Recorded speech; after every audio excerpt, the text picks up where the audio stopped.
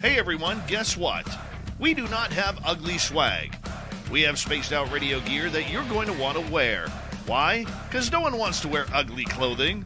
So head on over to spacedoutradio.com and go shopping today. You'll be glad you did. And it's a great way to support our show. Once you get your gear, send us a picture of you rocking out in your SOR swag. spacedoutradio.com, shop there today, and make yourself look good.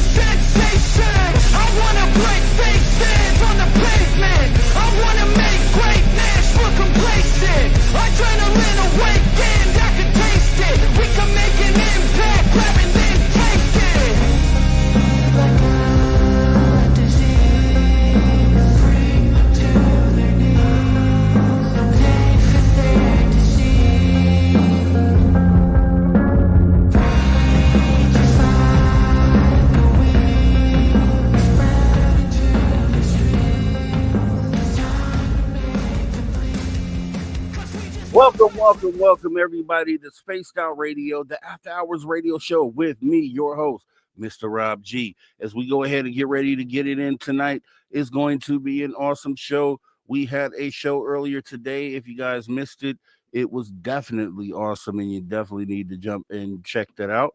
Had an awesome panel, and some things happened today. We had a lot of people there in chat, so most likely you were there. And so you saw what I saw, and we'd love to hear from you guys tonight on how you felt about it. Like, what does it mean to you? We'll go ahead and take a look at that more as we go ahead and get ready to welcome everybody into the show tonight. We got Road Flare, looks like coming in with the gold tonight. We have UFO Tim James with the silver.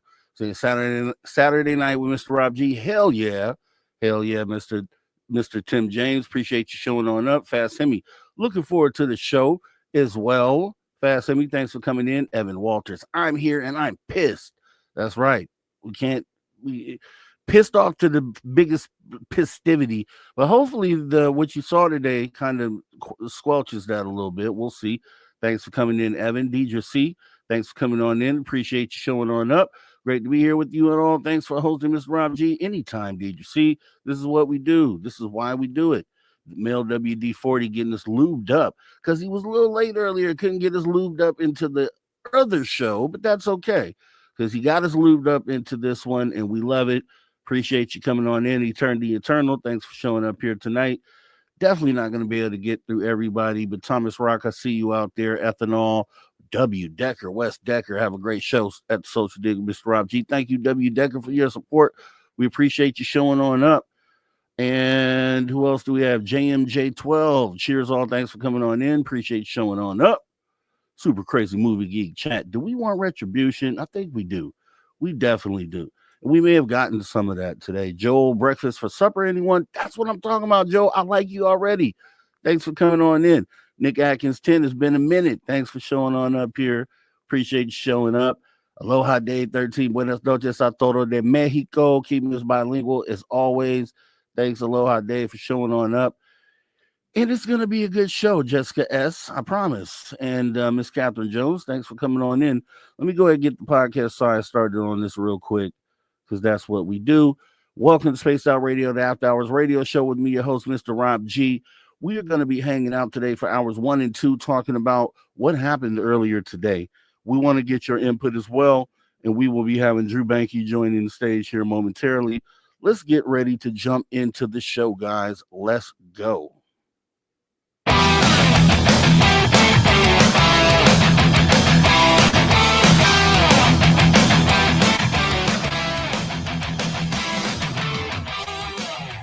Greetings, space travelers. Welcome home.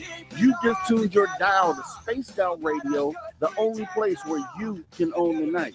I am your host, Mr. Rob G. And tonight, we're broadcasting on our terrestrial affiliates across North America, plus digitally on digital platforms all around the world. Don't forget, you can access our archives for absolutely free. YouTube.com/Spaced Out Radio. And while you're there, please consider hitting that subscribe button. Also, don't forget to follow us on X and Instagram at Spaced Out Radio, at Spaced Out Radio Show. Our website is spacedoutradio.com, where the options are endless. You can stay up to date with the SOR Newswire. You can get yourself some official Spaced Out swag. Plus, you can rock out to the man you hear right there, Ron Bubble Football, and oh, so much more. It's going to be a great show tonight. We're going to do things a little different. We're going to talk about what happened today because, as you may or may not know, and like I stated, we just finished the show about an hour ago and had a pretty decent turnout. We do appreciate everyone who came and showed up. We had an awesome panel there. Dave Scott joined us. We had Science Bob. We had Tom Whitmore.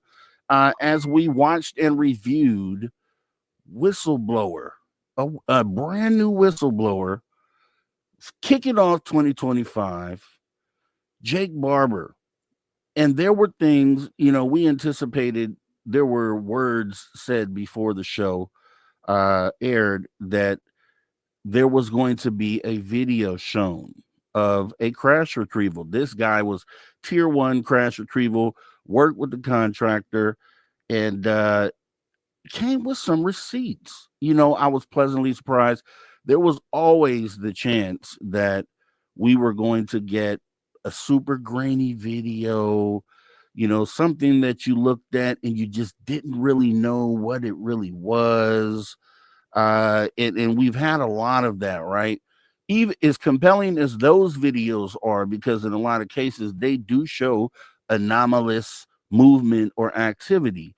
So, it was, I said before the show, as did others, that it would be awesome if this video lived up to the hype and turned out to be something that we could really hang our hats on and really, something really worth vetting and taking to the skeptics, letting them pick this thing apart. And it's still early, so we'll start there. This just aired this evening. We were able to look at this live, kind of sit and think about it, talk about it a little bit. And, I like to go down the path of logic and the path of reasoning. I think our common sense is one of the most unique tools that we have as human beings in order to disseminate what is genuine from what probably isn't genuine, right? And instead of just going off of what we saw, I think it's very important that we lean on the history that we have, the rich history that we have here in ufology, things that we know about based on reports from years and years ago, going back almost 100 years, and kind of tying that into things that are happening today. And we're going to do that. We're just going to go down that thought path. And the biggest part of this is because most of you were there to watch this interview earlier today with Jake Barber, Ross Coulthard over on News Nation. So shout out to News Nation first and foremost. You guys were there to watch it with us. So it would be awesome to get your opinion on how you felt about what you saw. Was it game-changing? Does it line up? And where do you think we go from here? We'll be touching that and more here tonight as we go ahead and get ready to bring in our guy, our hour 3 guy. We're bringing him in at the very beginning of the show here so we could talk this out, because I know he was out there watching as well. And I know he has some opinion on what it was that we looked at today. So let me go ahead and reach on into the backstage and bring up our guy, Mr. Drew Hankey. Drewski, how are you, sir? Was I watching, bro? I got up like 3 hours early this morning. I couldn't even sleep last night. It's like Christmas morning. Was it as much as I expected? Eh, I want that video where someone walks up and puts their hand, and it like goes into like a liquid. I wanted a closer view. It was great. What really intrigued me was him talking about the psychic connection and everything when he was transporting it, especially the 20 miles when he transported it from point A to point B. I know we're going to be dissecting that. Yeah. That has to be at least a half hour or hour of the show tonight, has to be talking about that. But the video was nice. It was a lot clearer than we've ever seen anything else. It's legit. I mean, I'm assuming if it's went this far, it's been vetted seriously. So I'm going under that assumption. And from the vibe he was talking about, it seems real. I mean, that's my first take on it. But yeah, did I watch it? Dude, I've been losing sleep over it, just waiting on today. And I know this because you sent me a message this morning. You was like, dude, the big interview is today. And I was like, yes, it is. It definitely is. And same thing for me. I definitely couldn't wait to see, because if you look back, things have not always lived up to the hype. As we talked about just a month or so ago with the UFO hearing. I just, I saw where the value was in what was done there, but I just felt it was built up to be, the hype was built up to be bigger than what we actually got. So Exactly. looking at this, I kind of went into this in Ross Coulter. I just shout out to Ross Coulter. A lot of people have different feelings about Ross. I was always a fan of Ross stepping into this, taking the bull by the horns, really, because if you recall, when Ross first hit the scene, he hit the scene as a journalist from Australia, a former journalist who worked on the 60 Minutes and won all sorts of awards out there in Australia, but he wasn't technically a working journalist with an outlet, basically. And I was so happy when I saw that he ended up beginning to work with News Nation, because I'm like, okay, this is a major outlet, and we need these major media outlets to focus on these stories.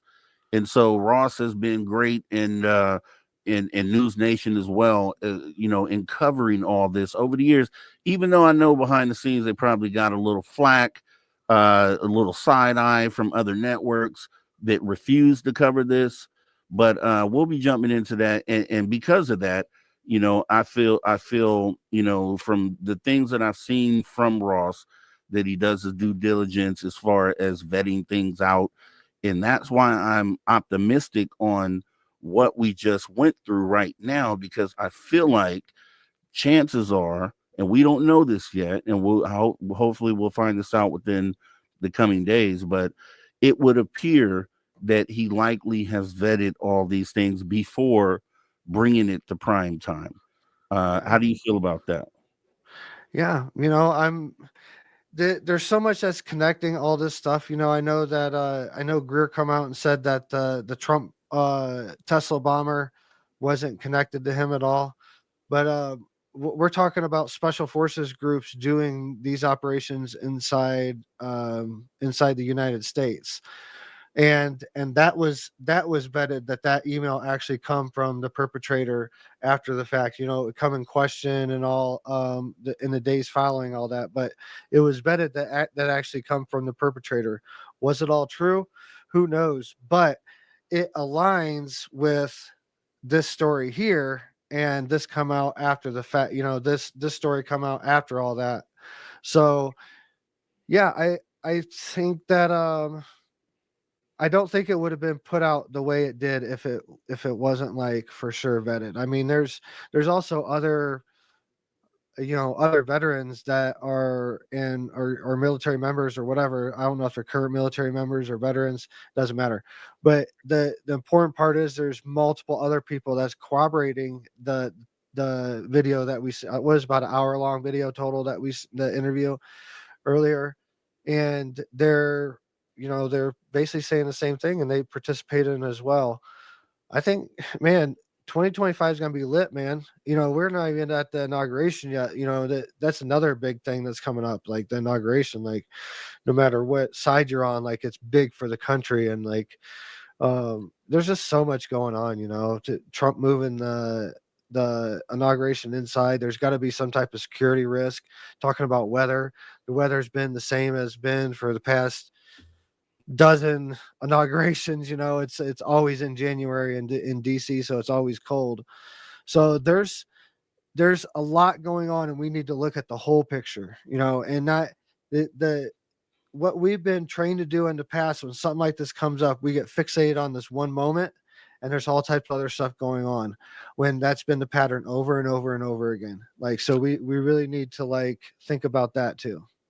Well, I gotta tell you, I think this moment deserves to be focused on, and I get exactly what you're saying, and that has been true of pretty much everything else that we've gone through. There's been moments where where you really can't bring the moment down. And I'll say David Grush would have been one of those big moments where it's like, there's nothing you could say about this guy or nothing that you can try to bring forward about his personal life that's going to change the impact or the momentous moment that was. Yeah. And it was just, we knew that going from a David Grush, that if we were going to have future whistleblowers, that we needed to have whistleblowers that were at least at the David Grush level or higher. Like, we need to make increments. We need to move the needle more and more. And I think, I really feel good about this one, and the Trump stuff, we can get into that a little bit later, because, I think all that is important and definitely part of the conversation. But what I definitely want to do tonight as well is I want to make sure that, we will be bringing in and tagging messages from viewers in the chat, because a lot of these people that are here right now were there to watch the interview with us as well. And I'm sure they have opinions and feelings. And I'll point one out right here. We had Troy McClure's Ghost over on X saying, another nothing burger, just an Easter decoration. And that's what I want. So I want that. I want all that. I feel that one. Hold on. I want skeptics also to make sure they jump in this conversation tonight too, because I want that opposing view of what you felt like. Okay, you saw that. Maybe you thought it was nothing but whatever you think it is. And I'd love just to hear that. Go ahead, Drew. Yeah, no, I can understand that take on it too. I think the build up to, we've seen the video of the string of the helicopter for the past couple days coming down, and we knew that it was going to be carrying a UFO. We know it was going to be carrying a UFO. Was it as spectacular as some people think? I could see where that idea, because I mean, I was a little, disappointed in the quality. It wasn't grainy or anything. It was a lot closer than we've ever got to a video of a UFO UAP. But I think the buildup was it was going to be a lot more. I think, and yeah, I can just understand where he's coming from in that comment. I think the whole. Sorry, one last thought. I think the whole interview was monumentous. I think I think we're going to be looking back on that moment as a very important moment going forward. Am I going to remember on my deathbed? Probably not. I think that moment's coming, but I don't think that was one of them. I don't know, man. I don't know. I mean, this And I'm gonna lay some things out tonight, and that's kind of why I wanted to do this like this is more so than just going off of what we saw. I think, as I always say, this is all about lining up experiences that we have current day with historical events that we know to be true, and we know likely to be true, especially based on the time period when technology wasn't even close to being able to match what it is that we're seeing. Because current day, and we've talked about this before, people can make the excuse that anomalous things that we're seeing are man-made, and even though there's no evidence to kind of back that up, it's just this thought process that says, hey, we're humans, we're smart enough, and we can figure this out, so we probably have figured this out. And I pointed out things where I felt were I think we can kind of at least dive into that to show why that might not actually be the case. We're great as human beings. We are awesome in there. We don't even know our limits and or as far as our abilities go. So I'm not going to put it past us, but it's like, let's look at the likelihood. And here's the thing. I think a lot of people are going to get hung up on the fact that this thing was shaped like an egg. So now, just like we went through this drone thing, when obviously not all the things we were seeing and still are up there were drones, now we're going to get hung up on this egg thing. Now there's all these egg jokes, omelets. This is a Mork and Mindy, and all these things, right? Instead of like, dude, it has to be some shape. Let's start there.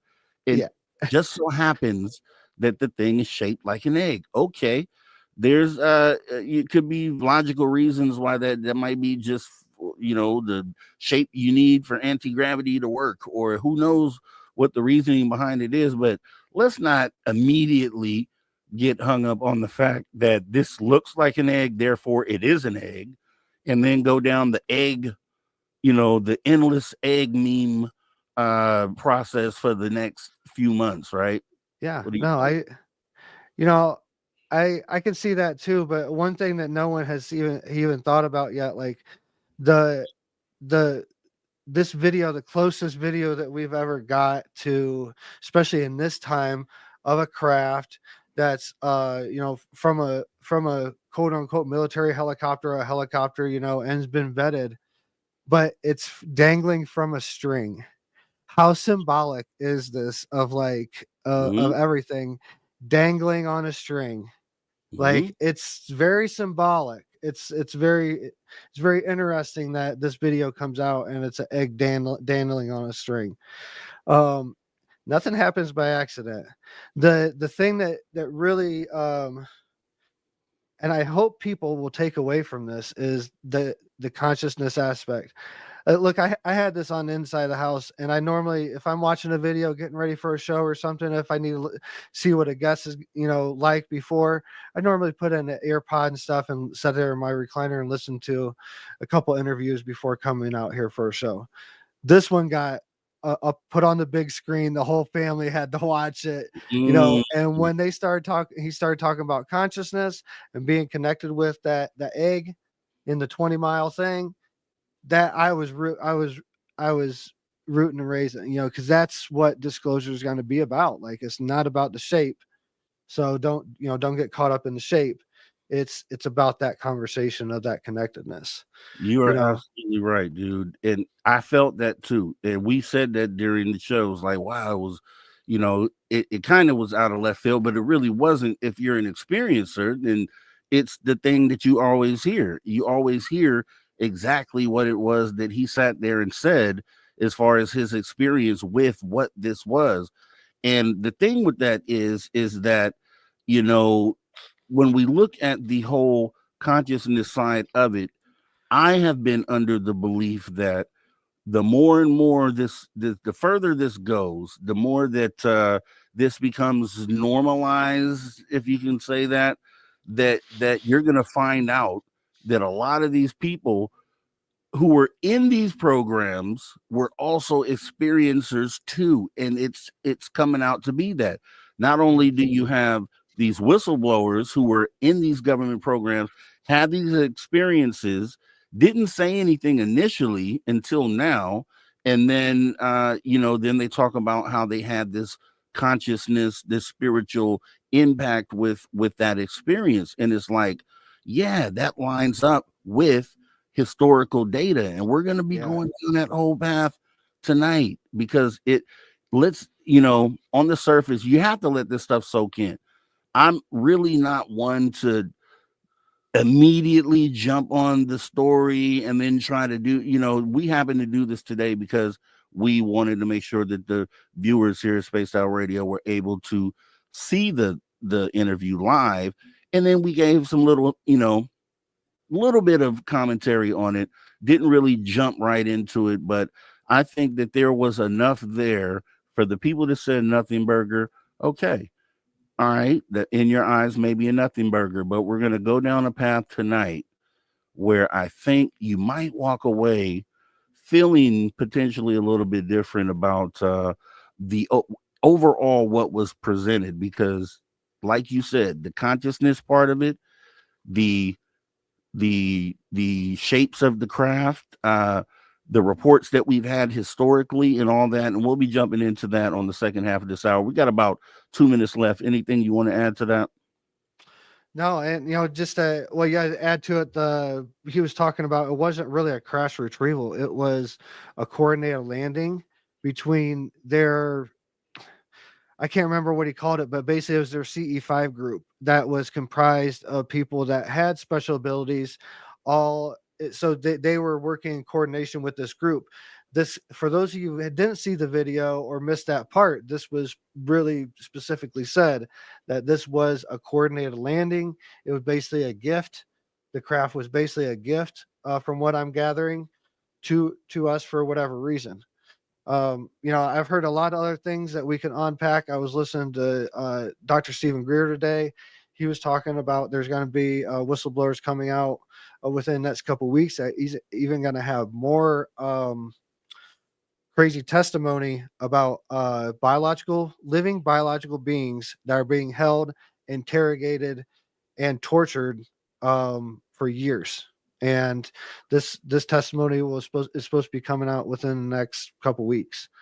But yeah, man, it's I think we're in for some very eye-opening times, but I'm glad that the consciousness conversation is started in such a profound way. I mean, there's going to be tons of people watching that, whether you've heard about UFOs or not. I think it's going to bring new people into the space to start opening eyes.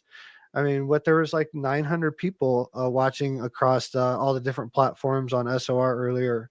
That's just one outlet, I'm sure, and that's just the live part of it. So I'm excited to see what else is going to be out there, man. As am I. And let me start by saying this as we get ready to go to break here in 30 seconds. I am never one to, jump in and over embellish or, I stay up middle of the road a lot. And I'm going to do that tonight as well. So don't take anything I'm saying as, oh man, he's just buying into it. There are key things that I saw tonight that I'm going to point out that made me feel optimistic about what we saw. So you guys don't go anywhere. We're going to get ready to go to our first break right here. Drew Banky with the awesome revelation that we may have had today.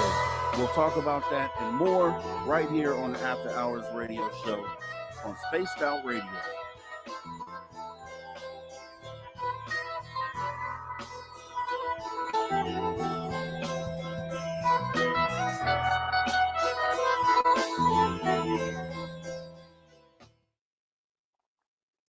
All right, we are clear.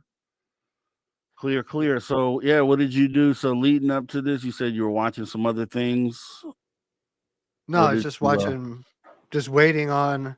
Listen, Dr. Greer's got a new podcast out, and he's been talking about, leading up to this, he's been talking about it, and he said this interview we just seen tonight is just the beginning of a much larger story that's going to be unfolding. But he did say that there will be whistleblowers coming out that have personal one-on-one knowledge, not he said, she said, personal knowledge that they have biological beings and they're being interrogated and tortured, and it's been going on for a long time. And he's was talking about starting like a task force to go like rescue them or something. It's like it's like we're living in a movie, man. And it's one of the best times to be podcasting about UFOs, because you know, it's a very rich field of news right now to talk about. So Yeah. The wave seems to be cresting, and or maybe not even cresting yet. Like maybe we're not even getting to the cresting point yet, but it's going to be awesome. I mean, it leaves us a lot to kind of go over and talk about tonight, which we will do that. Kitty Catty Whack, I see that out there. I see you out there. Thanks for coming on in, saying thanks. Thank goodness for SOR and having content that matters instead of all these crybabies. Yeah, I haven't looked around, and I definitely wanted to make sure that I didn't look at anyone else's, review on the show or get their input or perspective. I kind of wanted to do this off the head, off of feeling, and then being that what happened or what we were presented with lines up with just things that I've covered before. So I'm going to be able to speak to those things and kind of show some things. But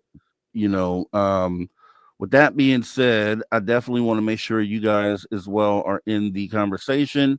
So I am checking comments as well. So make sure if you want to have your question or comment read tonight, put it in caps so that I can see it as I welcome everybody else in here. Let's see, Channel Warhorse, thanks for coming in. Bob Gray, appreciate you coming on in. Let's see. And Cielo Azul, thanks for coming in. And I'm tagging some of this stuff as I see it. yeah, everything's just going crazy, bro. Like you see the Kilauea volcanoes erupting again in Hawaii. The whole United States, excluding like southern Florida, is gonna be 32 degrees or lower for the next 5 days till Wednesday. Like it's just, I don't know. It's winter time, but still, it's this cold front. It's just a weird cold front. I seen like the whole United States, just like the bottom part of Florida is part of this cold front, and that's crazy. It's just, and tied into everything else. What I was talking about of this interview coming out in conjunction with the inauguration and everything, it's just about timing, man. Like timing. We're only 18 days into 2025, and it's been a lot going on, man. Yeah. Been a lot going on. I've already been to Vegas and back this year, and about to be out in Cali in a few weeks. Like, and think, just, I don't know. I'm feeling it, man. Things are developing fast, and that's good. Things are lining up, and one thing I think is going to support the next thing. I think we'll see that as we get further into the year. We'll see how these things actually, one thing led to the other thing, and then how they all interrelate. So that should be awesome. Decipher, Moody, it could have rolled through uneven ground. Ross would have vetted the footage. I hope so. I really do. And I think so. I almost agree with you on that. Moody Mongol, I appreciate you coming on in. Let's see. Oh, people are already making spoof reproduction videos of the egg UFO. Yeah, it's going to be a meme. And it's sad. It's sad because we're going to point to why you probably should take this seriously. But we got about 15 seconds left before we come back. And yep, Bob Gray will be looking at that as well. So appreciate you. We got about 10 seconds left. And get ready. So here we go. Welcome back to Spaced Out Radio, the After Hours radio show, with me, your host, Mr. Rob G, joined by Drew Banky, as we talk about an epic day in ufology, a potentially epic day. Remember, if you missed anything that we've done today, even the previous show, jump in the archives, youtube.com/Spaced Out Radio. It was a great show, and a lot of things shown as we jump right back into our conversation tonight. Yeah, so with that being said, going back into it for those who may just be joining us, there was an interview that was shown on News Nation today. Ross Coulthard conducted an interview with a brand new whistleblower, Jake Barber. This kind of came out of nowhere. We only started getting information on this whistleblower maybe a week ago, leading us up to this interview, which I think was epic. And I think there was a reason why, because as he stated during the interview, and as it seems, almost every whistleblower that comes out points to the fact that they felt in fear. You know, they felt that they were at risk, that their lives were at risk in relation to bringing this secret out. And as I stated with Dave, Science Bob, Tom Whitmore earlier today, you know, when we talk about whistleblowers, David Grush, we felt like was is epic as you could get for a whistleblower, especially in that moment. This even surpasses David Grush if this all vets out and comes out to be real and true. The video, I'm sure, like I stated before, we'll get information on the video that was shown, why they believe that it's real, the chain of custody that video went through in order to get out to the public.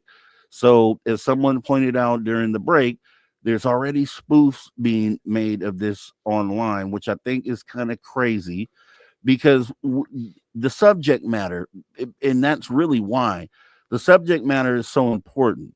It's so important to humanity to get the true nuggets that we can get out of each of these situations, and find the things that add to the puzzle that'll move us forward. And so, even with the things that I've said were nothing burgers in the past, I still was able to point out silver linings or things that weren't said that you should look at. And this was, you didn't really have to do that with this one. This one was pretty much laid out for even someone that was brand new to ufology. If this was the first thing they saw, this interview, they walk away from this feeling compelled by what they saw. What do you think about that, Drew? For sure. The way it, a lot of people was expecting that interview to come out, and like the first thing that we seen what was at the end of that tether, like all the lead up and stuff to it. But they laid it out like very, why people is turning in that's never even heard of it like this, maybe, that's been in the dark about all this stuff or didn't want to believe it. They laid it out in a very step-by-step way. There's videos that come out a while back of the Tic Tac, and they slowly like build up to it. Of course, you're gonna wait till the middle of the video to, release the clip that you've been talking about, that you've been, dangling everybody on for the past couple days. But it was put in a way that it was easy to understand for the novice, and the person that like our audience, our live audience that's here every weekend with us, and in between all those, in between that paradigm. So I think it was very well put together, and it's going to be viewed, it's going to be viewed over and over again, especially over the next couple of weeks until the next whistleblower comes out, and then it's going to be put in the background. But for the next couple days and weeks, however long it is, it's going to be out there. I think this one is going to be hard to kind of just look over, only because of the detail that we get. And I know we keep talking about this, but I have an image that I'm going to show, which is part of the show that they showed earlier. So you'll be able to actually see exactly what it is that they showed during this interview. But I think if this is a real video, just imagine, is this the moment where we start getting other videos that are at least at this quality? Because I think the bar now has been set for the type of videos that we want to come out from the inside, from the establishment, from the government. And I think this video sets a standard now for what it is that we are looking for going forward. And I'm feeling like it's ramping up to, okay, this one was at night. It was with night vision, but it was only 150 feet away. So that is very close. For anyone that knows measurements, it's not that far. You can see something clearly at night, 150 feet away, clearly. And this was done through night vision goggles, so you were actually able to see it even better. And there was a lot of detail, even with what they showed. The movement, they showed it dangling on the rope. You could see how the weight of the object manipulated the rope. So we know as far as we can tell so far, what we have seen, what we have been presented with, is likely a real video. And once again, I believe Ross Coulthard has at least gone through the steps to at least guarantee that, because I'm sure he wouldn't want to embarrass himself by showing a video that did not line up with something based in reality. Yeah. So I'm going to get some things out here, because this is, looking at the past. So this is for the people who are going to stand on this is government craft, because granted, the gentleman was contracted to pick up crash retrievals, and he admitted that some of the things he picked up were definitely U.S. black projects, for sure, no doubt, top secret craft. But he felt different about this particular craft, and maybe it was the consciousness element that made him feel that way, outside of just the appearance of what he saw. Because I think he kind of did lean into that a little bit, where he said, the moment that he interacted with this is when he started, having these consciousness moments. Did you recall that part of the interview? I did. And as we're talking about it, something strikes me as a little off. Like, there's no co-pilot. He had a team. He had a crew. The other guys you saw in that video were part of his crew, so they were actually also ones that witnessed these things as well. Yeah, but in the interview, I specifically remember him saying that 20 miles in between pickup point and drop off point, he was alone with the egg. So he was the only person on that aircraft. Like, I know he had a team, I know there's other people involved, but like, this is what he said specifically. And maybe I'm just like nitpicking a little bit, but yeah, but the consciousness thing did strike me as him being truthful. Like, it's, I could read emotions pretty good, and like, hopefully I can tell when people are like, BSing. And I wasn't getting that vibe when he was doing that. It was like, okay, this guy looks like you had a legitimate experience in that 20-mile stretch. But yeah, now thinking back, like replaying the words, like what he said, I'm pretty sure he said, "Hey, I was alone with the egg for 20 miles." And in that time, that's when he had the experience of the feminine energy and all the other stuff, and getting emotional and all that stuff. That was very compelling. It didn't seem like he was making it up. But yeah, it's be hard to believe he was alone with it, because he at least have a co-pilot. I'm assuming it's some type of Black Hawk or something like that. especially if you're transporting something, picking it up. It's not a small helicopter. It's got to be some type.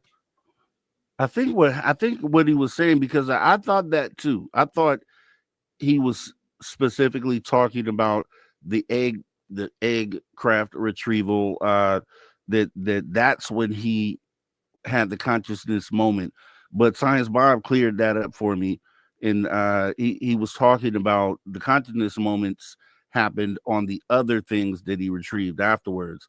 So not this particular the craft in the video, but other objects that he also ended up retrieving is when the consciousness moments kicked in. Is and a lot of the other things that we're talking about here, to not mix them up, because I thought the same thing. I thought the experience was all tied to this one Yeah, particular. I have to go back. I mean, that's not how I remember it, but I have to go back and check that out. Like, yeah, it's definitely a video you're gonna have to watch over again. It was laggy and breaking up at times too, especially in the beginning. So, and it stopped like right when we're about to get the big reveal, like it stopped and froze up. It was weird, but yeah, it's ironic that it was at the end of a string. Just I don't know, man. It's such a weird. So what do you mean by that? What's weird? So explain weird for everyone who may not understand what you mean. Well, if you're like dangling just the symbology around it, like dangling, a UFO by a string for us to see. Um, we're wanting, and Science Bob did say something, and I totally agree with. Uh, on the panel is, we're wanting a craft to land and egg shape, saucer shape, it don't matter. Like, and we want beings. We want a ramp to drop down, and we want beings to come out, and we want them to like tell us what is really going on. That's what we really want. So I think a lot of us, especially in that are in the live chat, right now and listen to the show on a regular basis. This is It was really great today, but what we really want is the end game. We want we want to see a being. And that's sad. That's sad because there is when you have enough information or evidence presented to you, you should be able to make an educated guess, or if that's even the right word, on what it is that you're looking at. And I don't know that, and yes, for some, they're not going to be satisfied until they see beings, a craft land, literally land, things get out of the craft, walk around and say, hey, we're aliens from X, Y, and Z. Then they'll be happy. And I think that's kind of what he was pointing to, is just but it's sad though, because it's not just skeptics that would feel that way, because I can understand that's where skeptics will move the goal line to. It's like, yeah, okay, it looks cool, but I didn't see anything get out of it. So how do we know that it's even tied to anything extraterrestrial? That'll be kind of the next thing, the unprovable thing, because it doesn't show that in the video. But I think there's reasons why that is. He estimated, I think, that this craft was about 20 feet, I think is what he said. I think so. Yeah. And here's one of the things that people in ufology may know, but others just diving in may not know. Some of these things are unmanned.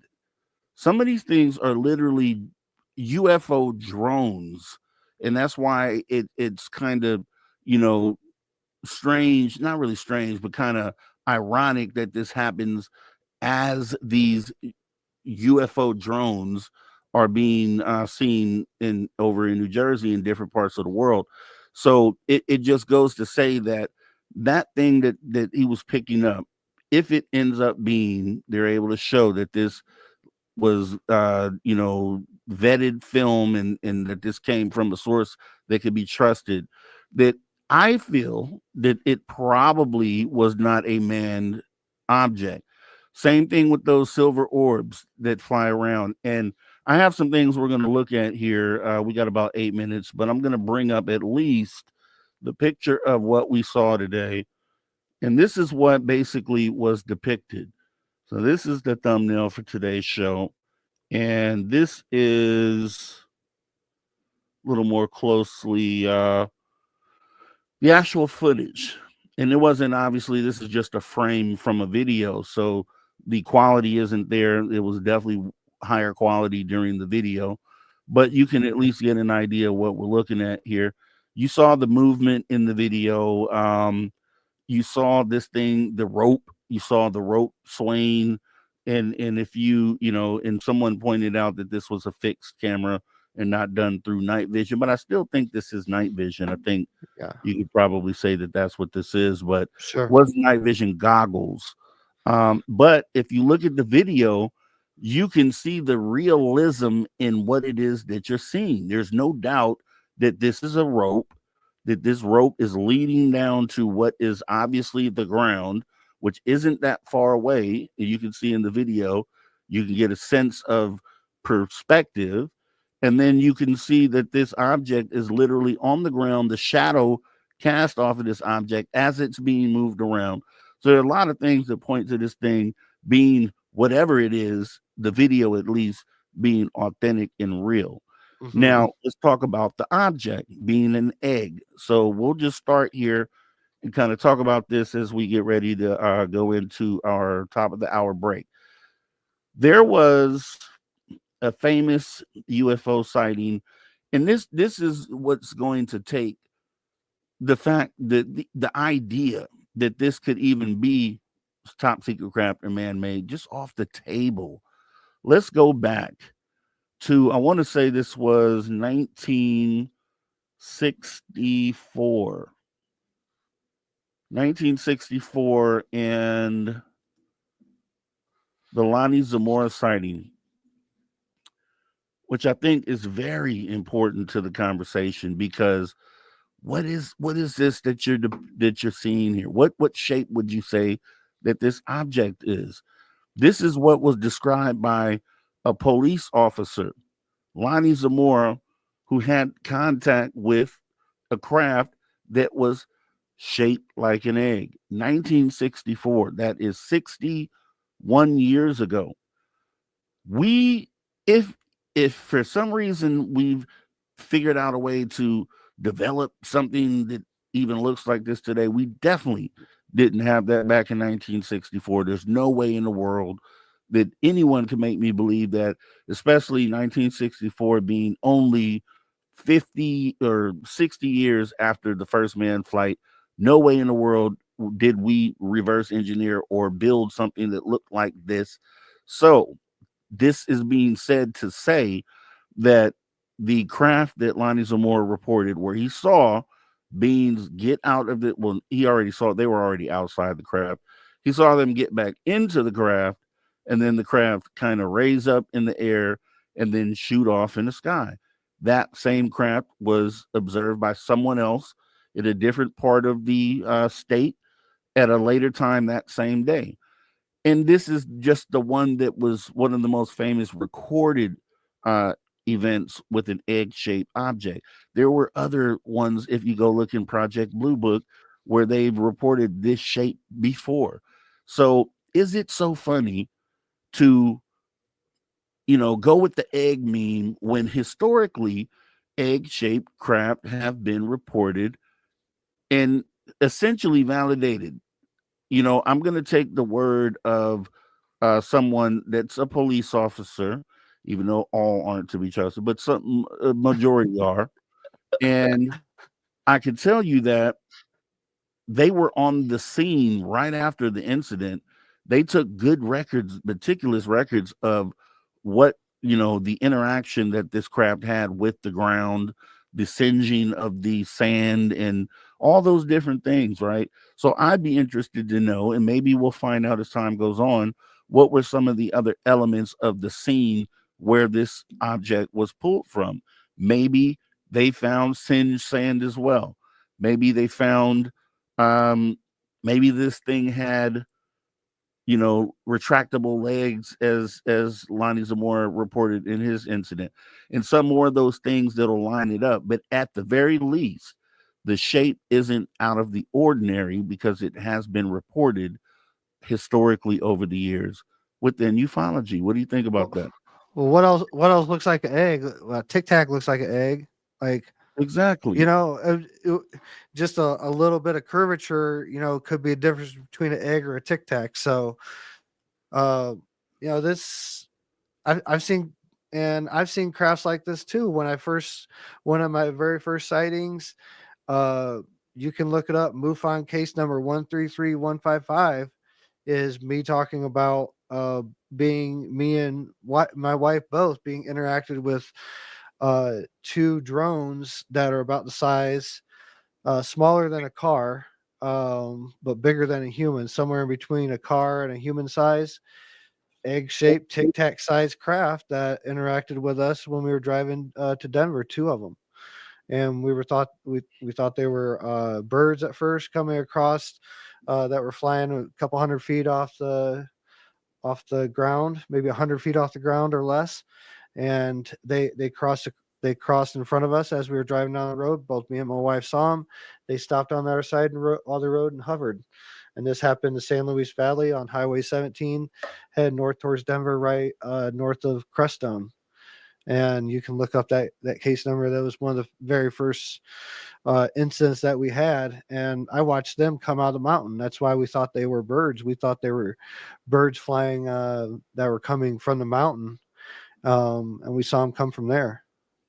But it wasn't. It was too smaller than what we saw, but still the same type of thing. Just no propulsion system, no types of propellers, no jets or anything like that. And that's what I saw. So I've seen them myself, and I've seen that same shape myself. And with that being said, Evan Walters in our chat here has stated Black Project ships combined with scopolamine can make anyone think it's aliens.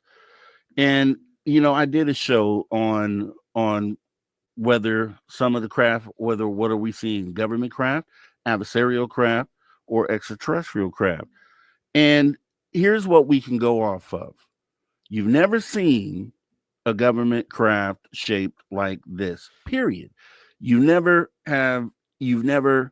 had any evidence that we have anything that looks like this. And I'll show you historically, these have been the shapes that we have gone with when it comes to black projects. Historically, leading up to one of the most recent releases, which is the B-21 bomber, and then even potentially the TR-3B, if that's a real thing, the Aurora, which had never come out, if that's a real thing.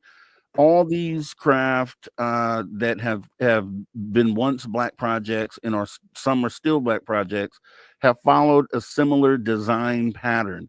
None of these, do you see a leap from this design pattern that you're seeing on screen, angled, triangular, angled type of craft, to all of a sudden an egg? Draw the line, connect the dots for me, because if you can, I would love to know that and see that. But going down the common sense thought process, the logic thought process, nothing that has come out or even been seen that has come out to be a black project. Some of these things have never been released, but they all take a similar design from each other. We're going to go ahead and go to the break right now at the top of the hour. You guys don't go anywhere. We'll be right back into the Conversations that move the needle. Conversations that move the needle. You're listening to After Hours with Mr. Rob G on the only place where you can own the night. Spaced Out Radio. Spaced Out Radio. You've tuned your dial to the right frequency.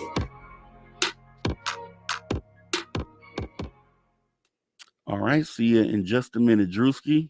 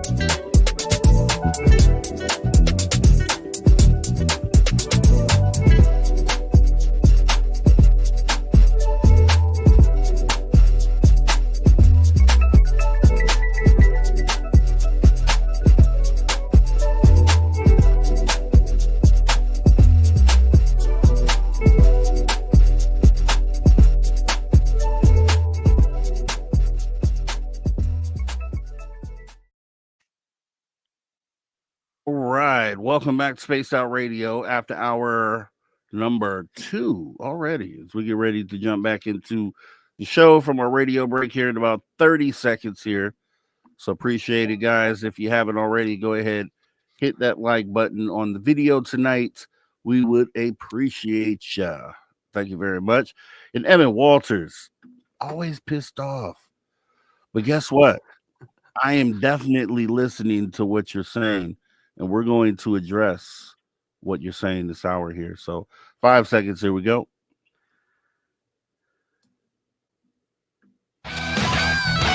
Welcome back to Spaced Out Radio after hour number 2 with me, your host, Mr. Rob G. We go ahead and get ready to jump back into the show with myself and Drew Banky as we go over an awesome video that came out today, Whistleblower Jake Barber.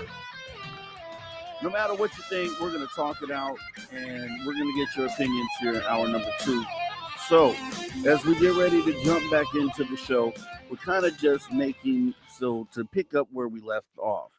So I was making a statement on what we know historically as far as Black projects go, and showing that the design language, since a lot of these came out, the SR-71. So Jim Goodall, we know, is a historian on SR-71. SR-71 came out, I want to say in the 60s, been tested for years even before that. So going back at least, let's say 60, 80 years, this was the design language as far as Black projects went. These are done by different contractors as well. Lockheed, some of the other ones, these were done by different contractors. So for whatever reason, this was the design language that they aligned with the government. They decided that that's what they were going to go with. And you see, one thing is almost an iteration or an evolution from the previous thing. And all I'm saying is where can you draw a line from? What has most recently come out is the B-21 bomber. That's been within recent years. Obviously, that's likely been tested back at least 20, 30 years. So we'll go with that. Where have we had any evidence? And it's just seriously asking, not trying to say that these egg-shaped craft could not be. I'm just showing why it's unlikely, right? It's unlikely because, and when I say unlikely, it's because we don't have any proof to connect those two dots together. That's all I'm saying. So if we can agree on one hand that we do have extraterrestrial and anomalous craft that visit this planet based on historical data and encounters and talking to experiencers, things that have been videoed, things that have been taken images of, we know that extraterrestrials have come in these type of craft, egg-shaped craft, sphere-shaped craft, disc-shaped craft. We know this based on reports and video evidence and images in some cases. What I'm saying is where can we draw the line from things that we've created as human beings to go from a design language like this, very angular, to all of a sudden something without control surfaces, without any discernible means of propulsion, without any discernible way to lift? Where's the line drawn from what we know we have created to what people are assuming that we have maybe stored in some back room somewhere? That's all I'm saying as we walk down this path. As Evan Walters says, the saucers, orbs, spheres, eggs, tic tacs, all oval shaped shapes, and all work the same way. Why would they declassify it if they want you to think it's aliens? Makes no sense. But if they want to make you think it's aliens, then why would they sit up and not tell you about aliens? So those two things don't make sense, right? As we sit here and talk about it, Drew, am I crazy or am I making any sense at all? I don't know. Talk to me. I understand what you're saying, but I mean, we're talking about a Black project. So I mean, there's evidence that's coming out that we've known, not to go all the way back to the the Trump Tesla guy, but he was talking about anti-gravitic propulsion and stuff like that. We're starting to see over the past couple of days, we're starting to see proof of that coming out, that could have been happening, a long time ago, 50, 60 years. So we're talking about them building off a technology that we think that we don't even have yet, but actually we've had it 50, 60 years ago. So you're asking for a line. I don't see an actual line, but that being said, we're talking about black projects. The reason they're called black projects is they're not known about. You wouldn't be able to go on and Google something that wasn't known about. Like there could be something they're working on right now, and they could have been working on it for, past 20, 30 years that we haven't even seen yet. Like, we don't even, the TR3B, the eggs and Tic Tacs, I think that it could be both. I think we've been studying consciousness, and one thing that the whistleblower today talked about, I can't remember his name, but he talked about when they were out doing basically C5s, and the one guy had the blindfold on, and he connected and was actually flying the ship for a minute, and then he jumped out, scared himself, all that. Like we've been messing with it. It's the public knows about C5 and through Stephen Greer and others and stuff like that, but they've been working on it for a long time. They've known about it for a lot longer than we were ever messing with it, I believe, and other things. So, the statement that I don't see a line, that's true, but you got to take into effect we're talking about black projects that are very secret, and people love to have secrets. So once again, black projects don't mean magic. I mean, we're talking about magic. We're talking about going from something that is not even remotely close. I mean, not even the propulsion is remotely close. It still needs lift. It still uses air for lift. Don't you think that if we had anything that we wouldn't need to put out something fully anti-gravity if we had created it, but don't you think we'd at least dial a little bit of some of this newfound tech that we have into some of the things that we have in what we are using? Don't you think we'd at least see some some of the, maybe the anti-gravity version 1, or something very rudimentary, but still showing that, hey, this new technology that we have could take us into this direction, which could potentially lead to anti-gravity. Like we're not even seeing that. I got a nugget for you. Like what are the fastest rail systems? What do they run off of? You're talking about magnets, right? Magnets, yeah. They're running off magnets, and they're running off electricity, how it flows and things like that. They're not running off of propulsion. They're not running off of combustion. And we grew up in an area. This has been our reality since we were a child. Like if it goes, it has to have some type of combustion in it, and that's in our mind. Like we see rocket ships spending billions of dollars in fuel just to get out of the atmosphere, and we think that is truth, but it's not truth. Like we recovered craft at Roswell, like in the 40s, like early 40s. We've been that are probably, I'm assuming, had some type of anti-gravital propulsion system. We're starting to understand that crafts that come into our space are using the gravitational field of the Earth. They're using basically magnets, the same way that we can travel from point A to point B on a speed train is by magnets.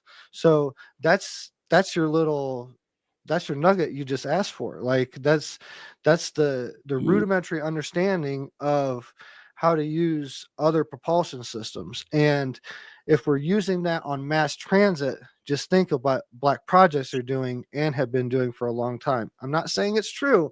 I'm just saying that I'm just being the elephant in the room that there is a there is a way that we could reverse engineer and have an egg-shaped craft. Yeah, so I think what happens is I think we just give ourselves so much credit that we could figure this out. I mean, we probably could in one of these back rooms. I mean, it's like, why couldn't we? We probably could.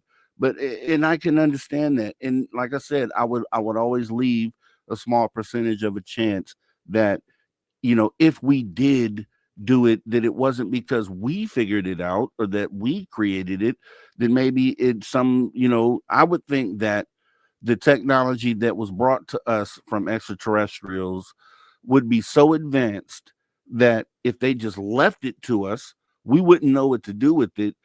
The only way I could see there being a potential, and this is just, obviously not fact, this is just me thinking through the process, but extraterrestrials, I feel, would have to be that intermediary piece saying, hey, we're going to show you how to reverse engineer this. This is way I above agree. your heads. You guys would never understand it if we left it up to you alone. So let me tell you how this works and then allow you to create your own craft. Now, the thing that takes that off the board for me, though, is that we know the extraterrestrials view us as a species that likes to kill each other and use weapons and use any technology that we have for war that is essentially almost leading us to destroying this planet, which most people agree that the extraterrestrials don't want. So if that's a fact, which a lot of people speak to, then I don't see a scenario where they say, hey, this is how this works. Let me help you guys reverse engineer that. So if that ends up being true, then then we're back to humans figuring it out all on their own. And I just Okay. don't see enough there that we've been provided with that would say that that's what has happened. And that's all I'm saying, because when we try to look in the sky and we see something weird, then the argument is it's extraterrestrial or we created it in some back room, right? And then, okay, so you have those two things. Now, what evidence do you have to support each of those things?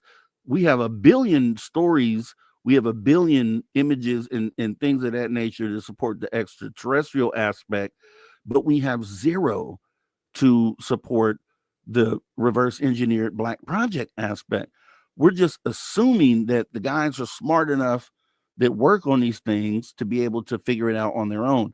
And I think once we can say, okay, yeah, it's like it's highly unlikely that we on our own have done that, then we can see these things for what they are. Yeah. You know what I mean? And in 90%, most people agree, at least if some of these are reverse engineered, they at least agree that 90% of what we see or more is going to be related to, as people on the ufology side are going to say that 90% are going to be extraterrestrial craft, right? I Skeptics may reverse those numbers, but yeah. Point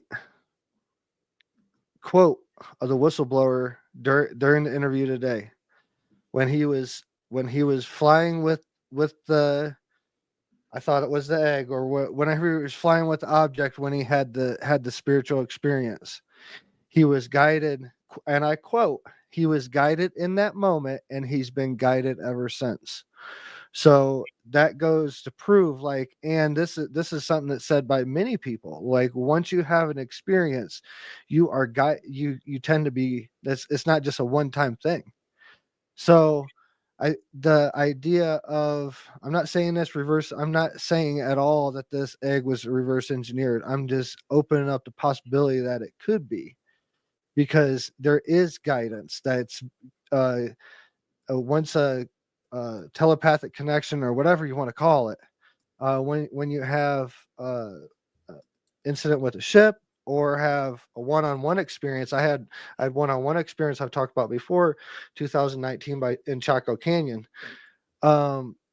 That's the residual behind that. That's a connection that's always there, and it's an expansion of the consciousness that this keeps blooming and keeps evolving. So, and that goes it goes back to what the whistleblower said today. Like, he said flat out that what he's doing now is in turn guidance from that initial incident. Yeah. Well, I want to show some things here. Like I said, we got Lonnie Zamora, obviously, just going back in history. If you give any credence to, because technology has advanced so much in today's age, then maybe today we have something like this. Like I said, going back 60 years ago is very unlikely that we developed anything like this. And it just out of all shapes that could have been retrieved by someone, they retrieved a shape that aligns with things that we have picked up in the past that we know are extraterrestrial. And I'm just going to show you a few things that I, had as well, just on my own. I had some things here. Let me see if I can bring these up. Let's see. Just a couple strange sightings, right? So I had this thing that I filmed in Reno when we were out for the fan party, Reno of last year. I was out with Miss Catherine Jones and Charlie, her son, my girl. We ordered out to eat about a block away from the hotel, and we were just sitting talking about UFO related things. And as we're sitting there eating, I look up in the sky about 11 o'clock, and I see this white dot in the sky, and it's just kind of sitting there. Clear blue sky. We're probably a mile from the airport, from the Reno Internet, or I don't know if it's international, but the Reno airport. And this thing is just sitting there. And I'm telling everybody, do you see this? It's just sitting there. What is this? So everybody takes a look at it. Everybody pulls their phone out. We begin to film it. Slowly moves across the sky.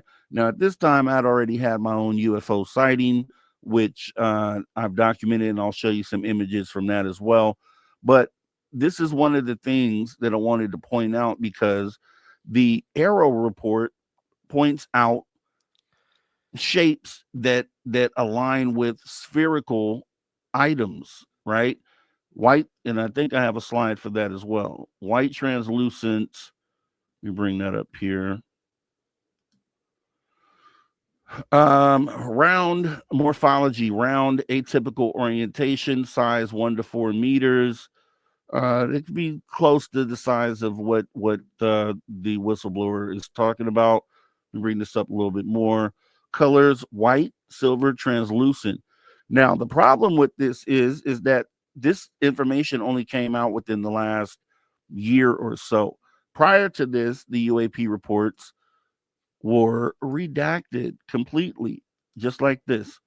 Common shapes were redacted. They would not tell us what the common shapes that were being reported as far as anomalous craft were. They were hiding it. And then they eventually came out, and I stated that I felt like the reason why that they redacted the shapes is because if they showed us, then we'd realize that we have seen these things all the time, that we have seen these things in so many different cases. And I think that's becoming more and more true, because the things that are now being cataloged and seen are lining up with these unknown things that even Arrow is stating that are unknown. So going to that, this would be white, silver, translucent. We know the silver orbs, the metallic balls in Iraq, the ones Ross Coulthard had literally put his hands on, and then others that are mysteriously flying and floating around the sky. Now, try to say that that's government tech too.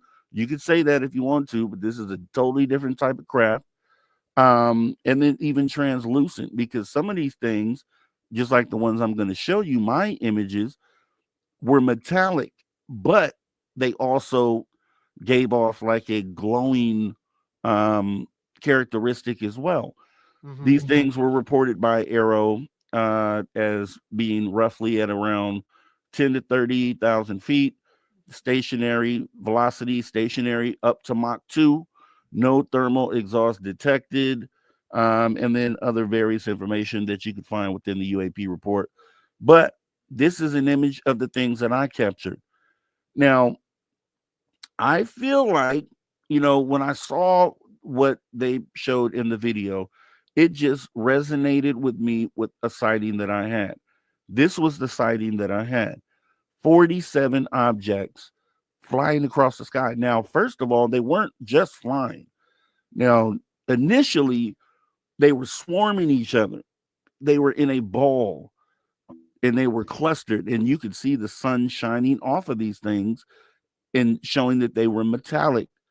Now, for whatever reason, they're doing this. I run in to get my camera. I run back outside, and then they're in this formation. So imagine, and I don't know if this is the one where I show more of a detail on it, but let me get a little closer. So this is it zoomed out, if you could even get the detail on it. Let me remove this here from the screen here. So you can see it down there in the bottom left corner of the screen. For anybody on radio, obviously you're not seeing this, but there is a formation, clear blue skies, first of all, and a formation of 47 objects in a weird sort of formation, in a V formation. And I have some frames. Okay, this is it zoomed in. And this is just kind of going frame by frame. So imagine if these are the objects that the gentleman was retrieving, because I saw these with the naked eye. These things were spherical, and you can go back historically and look at the times that I've spoken about this, and you'll see that I've described these things as spherical, not perfectly round balls, but kind of oblong, potentially egg shape. I never called it that. I said oblong, spherical to oblong, so they kind of still fit into that category. I'll show you some of these things zoomed in. This is kind of what they look like zoomed in. So these black objects that you see, these things are like spherical, oblong, where you see the white. The black objects came in and out of the object. So sometimes you would not see the black objects and just be the white spherical object. And then sometimes you see the black pipe-like object sticking out the bottom. Now, this was true for all of the objects that were literally floating overhead, and they were almost alive, right? So this is it. And I don't believe that these things were manned. I believe that these things were unmanned. I believe these were sort of drone type of craft. I don't think they were manned by anything intelligent, but I think something intelligent was controlling these. 47 of these objects literally disappeared in the clear blue sky. Disappeared. Not one single object left. All 47 of them disappeared. And I think I go a little further. This is a case where these same sort of objects were seen about a year or two before my sighting in Oakland, California. Let's see. This is earlier in the year, same year that I had my sighting in Sherman Oaks, California, not too far from here. And this is what those objects look like. Okay, so these are my objects zoomed in, spherical objects. These things they don't exist on Earth, these things. And I'm telling you, without the black bars or whatever this was sticking out, these things align with the things that they were retrieving, what this gentleman retrieved. And I think these things are likely seen in a lot of places. I can even give you proof of that. They've been seen in what they call flotillas in Mexico for many, many years. But we're going to go ahead and take a quick break right now as we get ready to get into already the last half of hour 2 right here on Spaced Out Radio, the After Hours radio show with me, your host, Mr. Rob G, and that guy right there, Drew Banky. Don't go anywhere. We're going to get into some more stuff here. We'll be right back.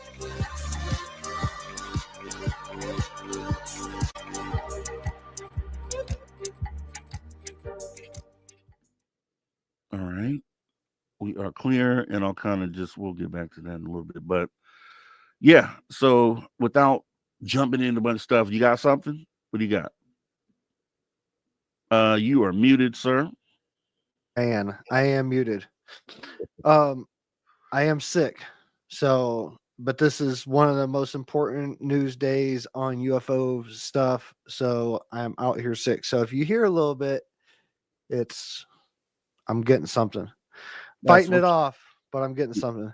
But I got clarity. I've been looking through and trying to find out. There's tons of posts, and it was a separate one from the egg.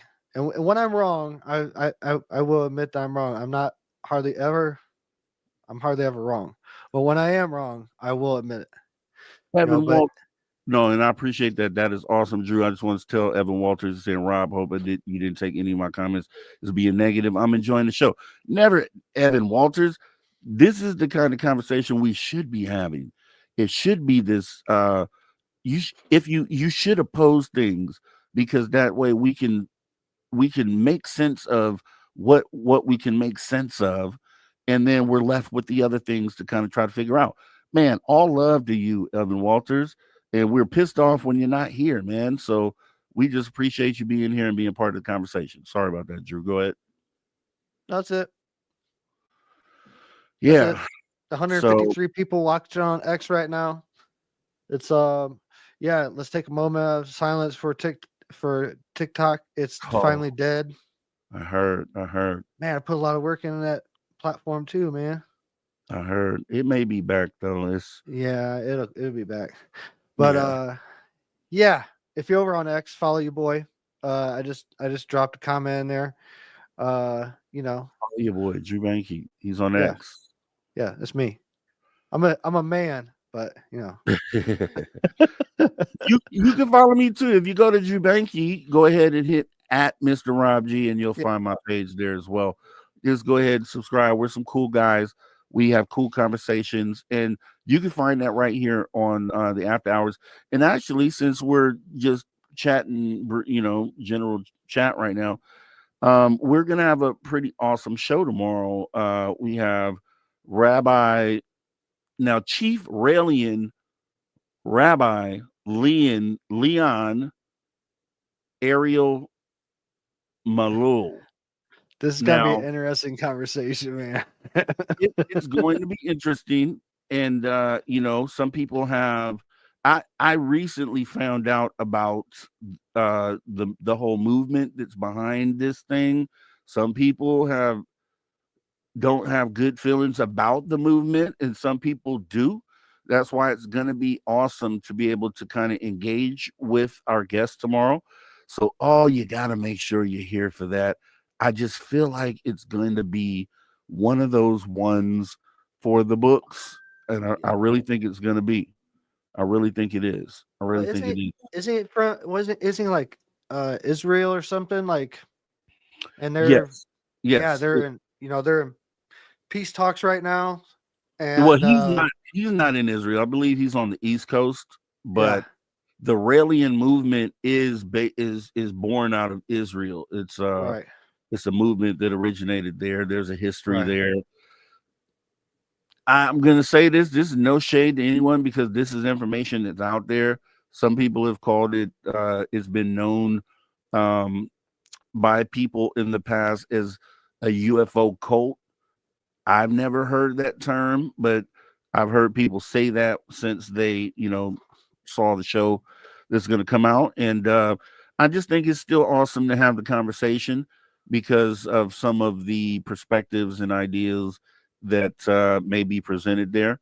And I think it's something that we haven't had before on this channel. And I think it'll be pretty heavy. I think some people will be, I don't know.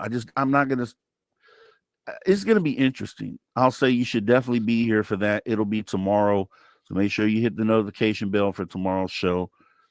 definitely be here. I'm reading into some stuff so we can make sure that it's a great show tomorrow. So we'll see. We got about a minute left before we come back from radio. Man, it is cold here. It is cold. I can Yeah, it's feel a it little cool here. I was feel it just on the floor. I was doing the show earlier from home, but now I'm at the office. So I had to drive across town to the office to do this show. And in this office, it is freezing cold. I got a space heater that I usually turn on, but I kind of got here at the last minute, so it hasn't really heated the room up that much. But yeah, I'm kind of dealing with, and that's not cold compared to your cold, dude. Because I'm California cold. You're Colorado cold. Yeah, Mountain high cold. desert cold, man. Totally different. We got about 8 seconds left here.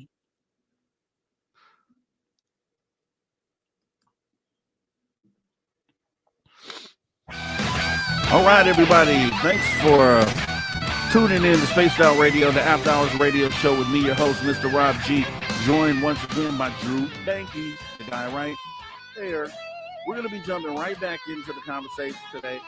We have some awesome stuff happen, and, you know, we're going to talk through it like we've done all night. If you missed any of this conversation, hop in the archive, youtube.com/spacedoutradio. It's totally free.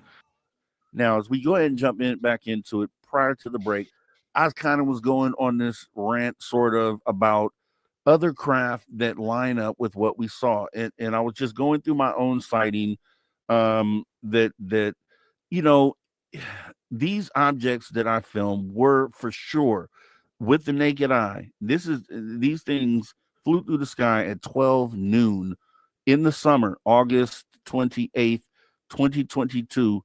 It was 108 degrees Fahrenheit outside this day, and these things flew directly overhead. I could see them with the naked eye.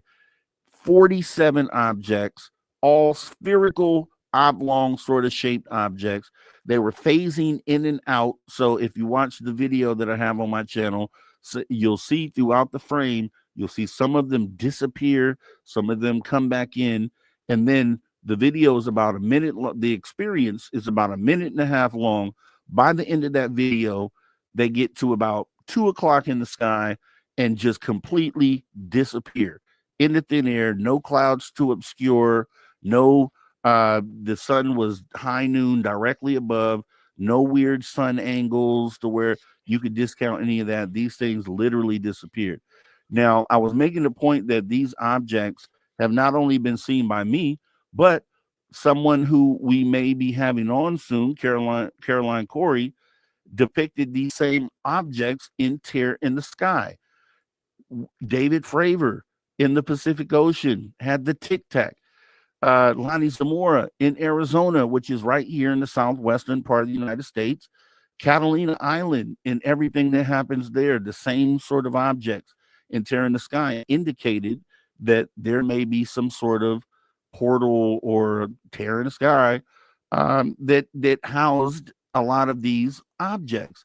And I'm just saying, I'm not saying that they're the same thing because I don't have enough to say that, but I could just point to the similarities, and I could point to historically how these shapes have been reported, which leads me to feel and believe that it is likely, if this video is vetted, that the object that they're picking up on this rope is an object that is not from here. It is likely the object that I filmed myself, and these things can disappear into thin air. So you show me black projects that are able to do that. You show me a black project that can literally disappear into thin air. Maybe it's cloaking. It could be any numerous things. But show me the capability on the human side. Because if we're being open-minded, we're thinking through this logically, we're using common sense, then if you're open-minded, you can kind of go into this conversation and say, that is kind of strange. Or those things kind of do line up, right? Whereas if we talk about these things being black projects, it's just a lot of hearsay. nothing to really connect the dot, because I would be open to that. I would be totally fine if next year the United States government comes out with some spherical shaped craft that can somehow, float through the skies, and then my perspective changes, and I'm totally fine with it, and I'm open to it. But Yeah. with the data that we have and the history that we have, using that as a measure, things are lining up to say that likely the thing that you see once again on this image here at the end of this rope probably isn't ours. Probably. You could jump into this, Drew. Yeah, no, I would be willing to say that's probably not ours. What is it? I got a question for you, Rob. I want to back up. What were you feeling? Did you feel anything when you seen like those 47 objects? What was like going on inside of you? Because that's always my first question. Like, if I'll tell you what happened. So I initially wrote them off because I came into it with a skeptical opinion. My girl called me. I was in the house. She called me outside and says, you need to come out here. There's something weird. And I'm like, well, what is it? Just tell me what it is. She's like, no, I think you need to come out here. So I go out there, and she points to the sky, and these things are in a ball doing this, just doing some weird little, just flying amongst each other like this, really fast, really fast. And I'm looking at them, and I'm going through the logical thought process. I'm like, birds. Okay, these are birds. She's like, well, no, because if you watch them, you'll see the sun shining off of them. And then I sat there, and I was like, whoa, no, you're right. Oh, my God, that's crazy. So I go in the house, get the camera, come back out. By the time I come out, they're flying in my direction, directly towards me.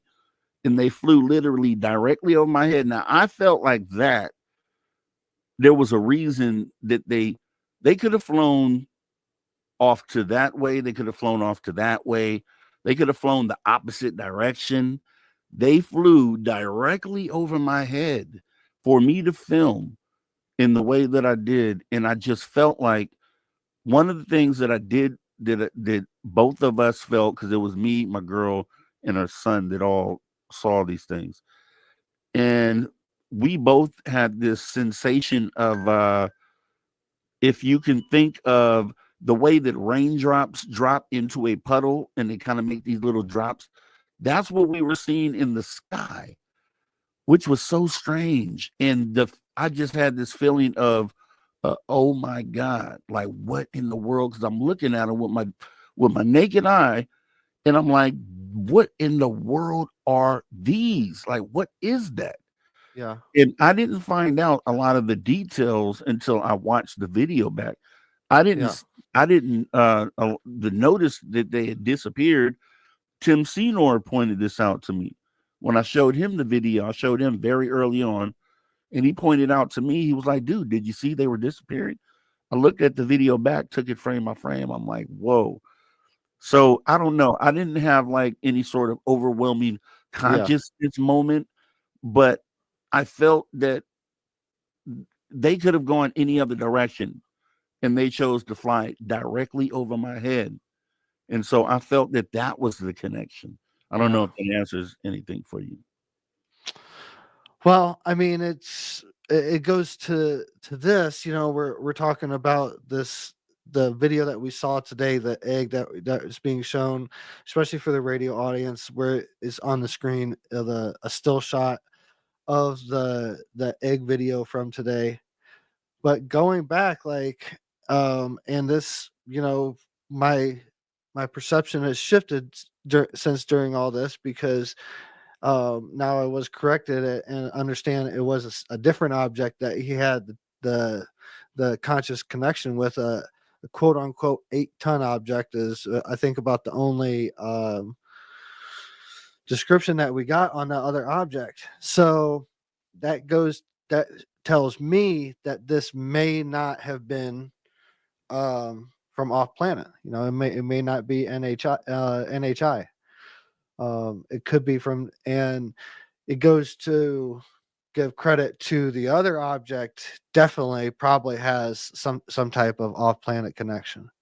Yeah, I've been looking in the chat, and there's comments in there, and maybe we'll get to questions in the third hour or something like that, or speak directly to the chat or whatever. But I seen one thing in the chat saying that regardless of what Crafty was, like, listen to what happened to this guy and what is going on with this guy now. The physical attributes that he's going through, the physical problems that he's going through, and the ongoing telepathic connection, circling back. I think this is going to be the focal point moving forward. I think I really feel like this video and this point is the turning point when we start shifting our focus away from the craft, and I'm not talking about just spaced out radio or this conversation in general. I'm talking about the overall conversation in the UFO field. I think this is going to be the shift of the craft is going to be becoming less and less part of the conversation, and this conscious connection is going to be more and more and more. So I agree with that, but I think there's two sides to that. And what I mean by that is, in the UFO community, we understand what consciousness means, and we understand, that there's levels to this. We understand that. But for those who are skeptical, or for those who are just coming into the conversation, they have to be shown the craft first.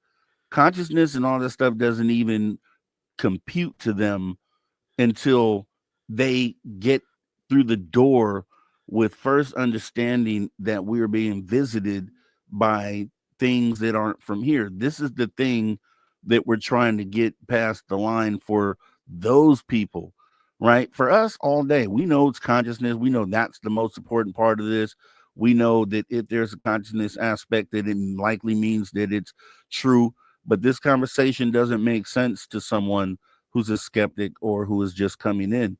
This is just a bunch of jargon that we use within ufology. And if we're going to open this conversation up to the skeptics and the open-minded skeptics, because the hard skeptics are unpleasable.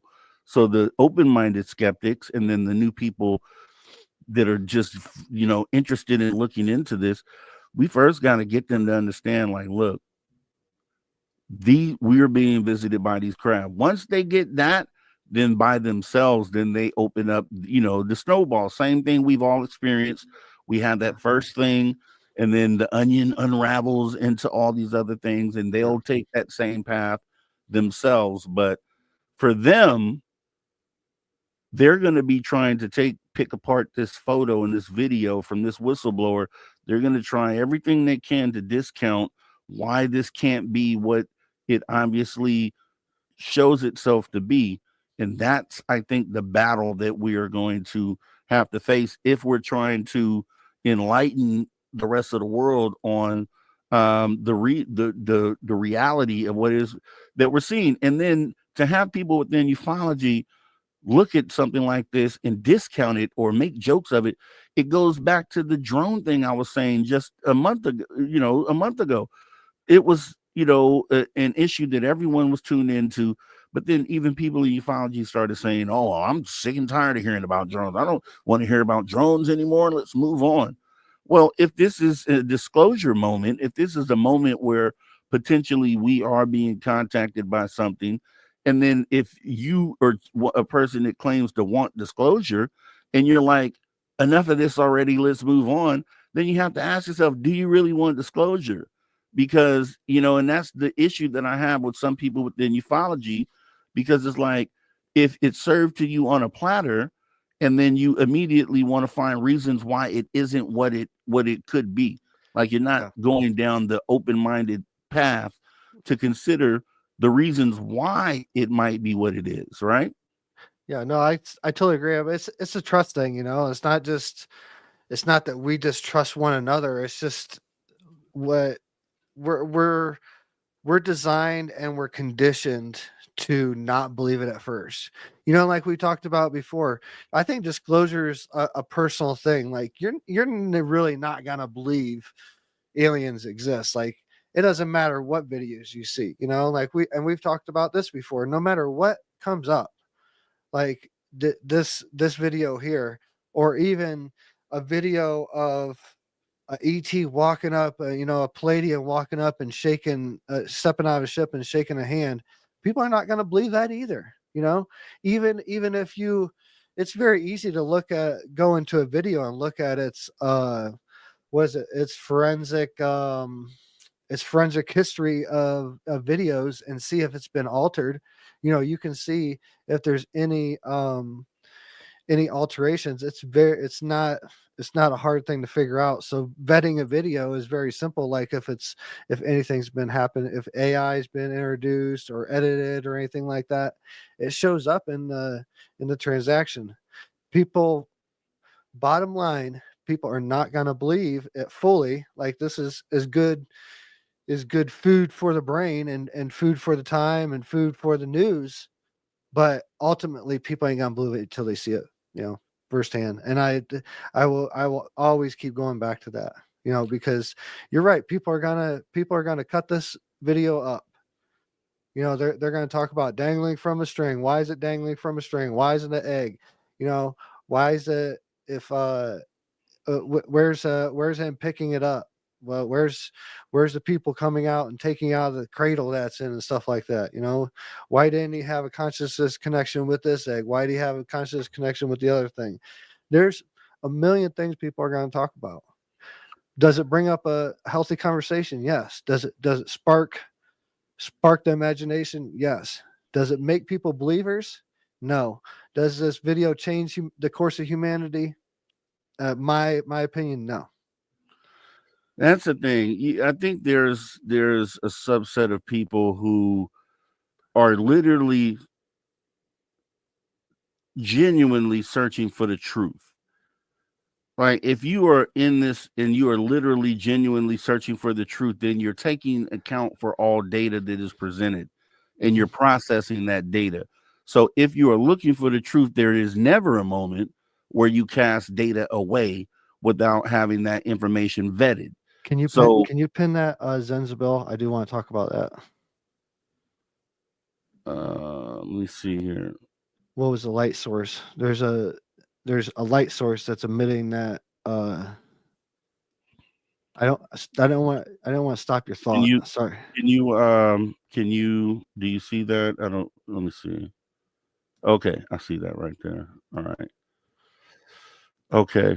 Yeah. No, it's just there's a, you know, and I've seen this within the community, and there's, you know, some people who just like, hey, I just believe this stuff. It's just, hey, I just believe it. They ain't got to prove anything to me. I'm on board. I know this is true. I believe it, and kind of go with it. But the people that are literally looking for the truth, like let's get answers. Like, who are the people that are looking for answers? And I think there's different groups of people within ufology.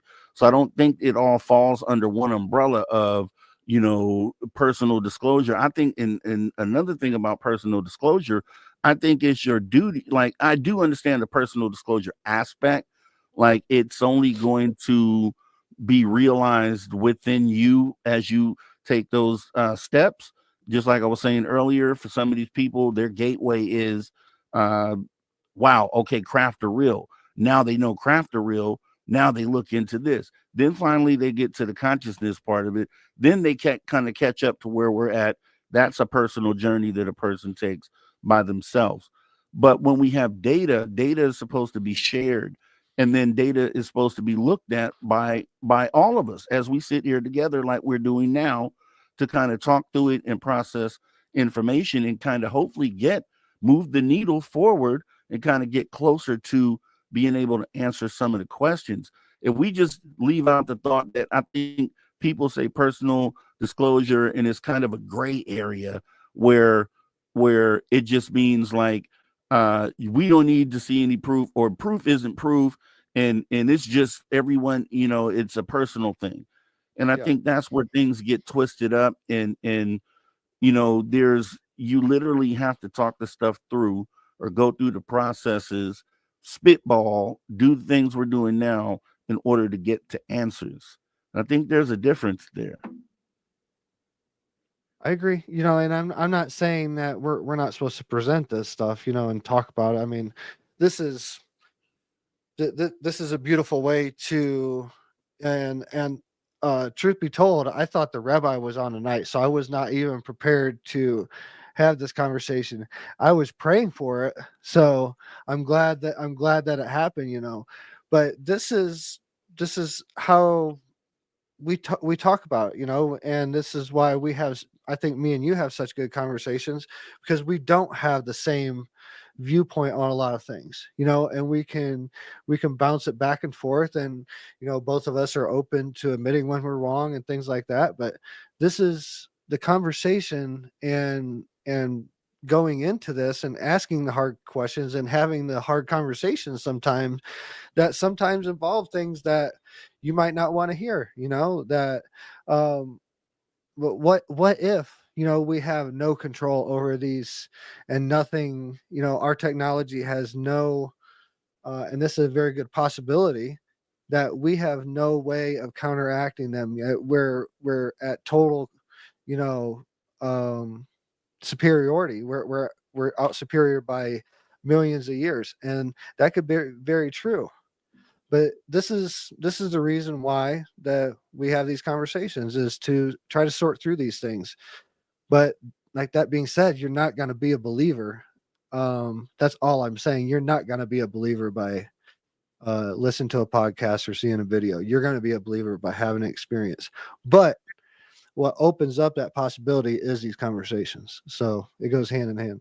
Well, with that being said, there's a subset of people in the audience today who've never had an experience, who have never ever. They're dying to have an experience. They wish that they could. There are some people who have experiences every other day.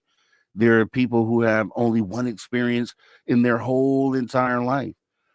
So there are people with different, you know, people who still look at the subject and say, there is enough evidence there, even though I haven't had a sighting or an experience myself, but there's enough data there to say that a lot of this stuff is likely true. And so that's why I say, when it gets down to the whole everybody have the personal disclosure thing, it doesn't really cover the people that are in this crowd tonight who have never had a conversation or never had an experience, but know that this is real because they have looked at the evidence and they have gone down the logical thought process to say these things line up and make sense. So therefore, it's likely a thing without ever having an experience their entire life. You know what I mean? So that's kind of where that kind of goes away. And I just want people, when they come to join a conversation like this, I just want them to be able to go down that logical thought process, whether you've had an experience or not. Because yes, if you've had one, you know, and you felt it, you know, but for the people that have not, they have not felt it. They have no idea what that feels like. And so the only way they can feel that is by tuning in or hearing, you know, being a part of this conversation or hearing someone talk about their experience. That's the way they get tuned into it. And that's, you know, that's why I think we have to go a step further when we are you know, attempting to do this and lay out the information. Because skeptics look at us. If you go to a skeptic corner, they're going to say all those guys are believers, and that's not true. And I hate when they say that. I don't even like the word believer. You know what I mean? But that's a whole nother show. We got about 30 seconds here as we get ready to get to the end of hour 2 already. And we'll be jumping into some of our normal stuff in hour 3 and maybe touch back on a little bit of this here. It has been an awesome show and awesome conversation so far with my guy, Drew Banky, the dude right down here, right below me, right here on Spaced Out Radio, the After Hours Radio Show. You guys don't go anywhere. We are going to be right back right after this break. Stay tuned. Conversations that move the needle. Conversations that move the You're needle. listening to After Hours with Mr. Rob G on the only place where you can own the night. Spaced Out Radio. Spaced Out Radio. You've tuned your dial to the right frequency.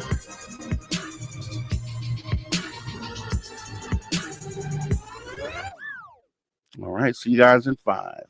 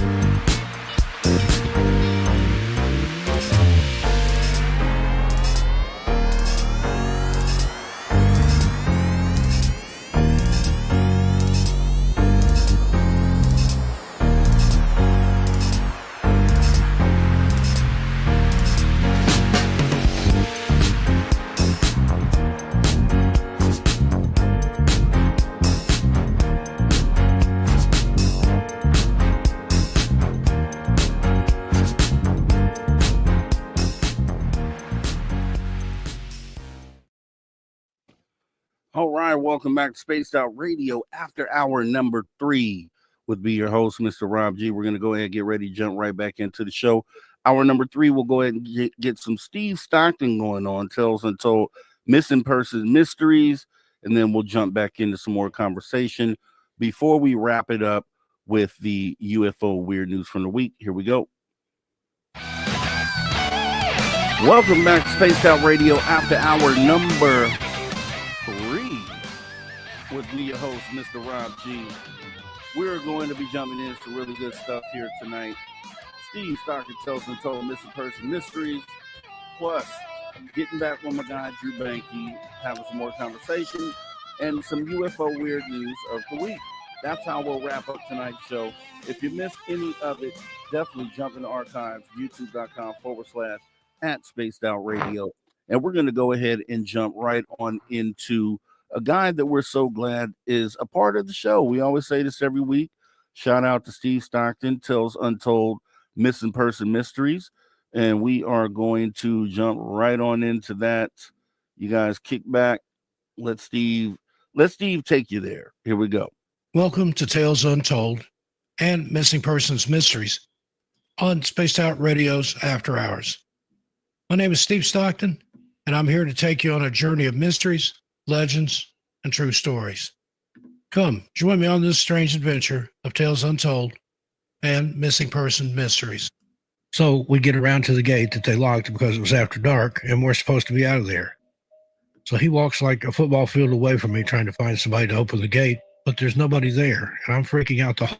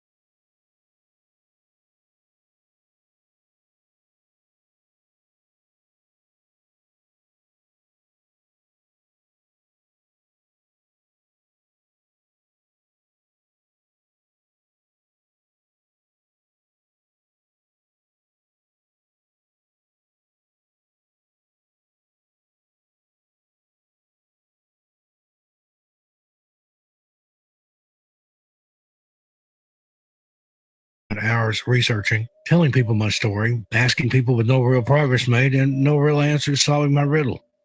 I even went back and visited the lake by myself, trying to see if I could see it again. I went in the daytime, though. I'm not that brave. I mean, I really wanted an answer. My desire to find answers was stronger than my fear of the entity. Who knows, if I would have ran into it again by myself, I might change my mind about which one was stronger at that point. When I found that citation the other day, and it all came back into my mind, has become a strong guiding focal point again in my life. Seems like it's not quite as taboo to talk about these things as it was 4 years ago, and I still want to find answers.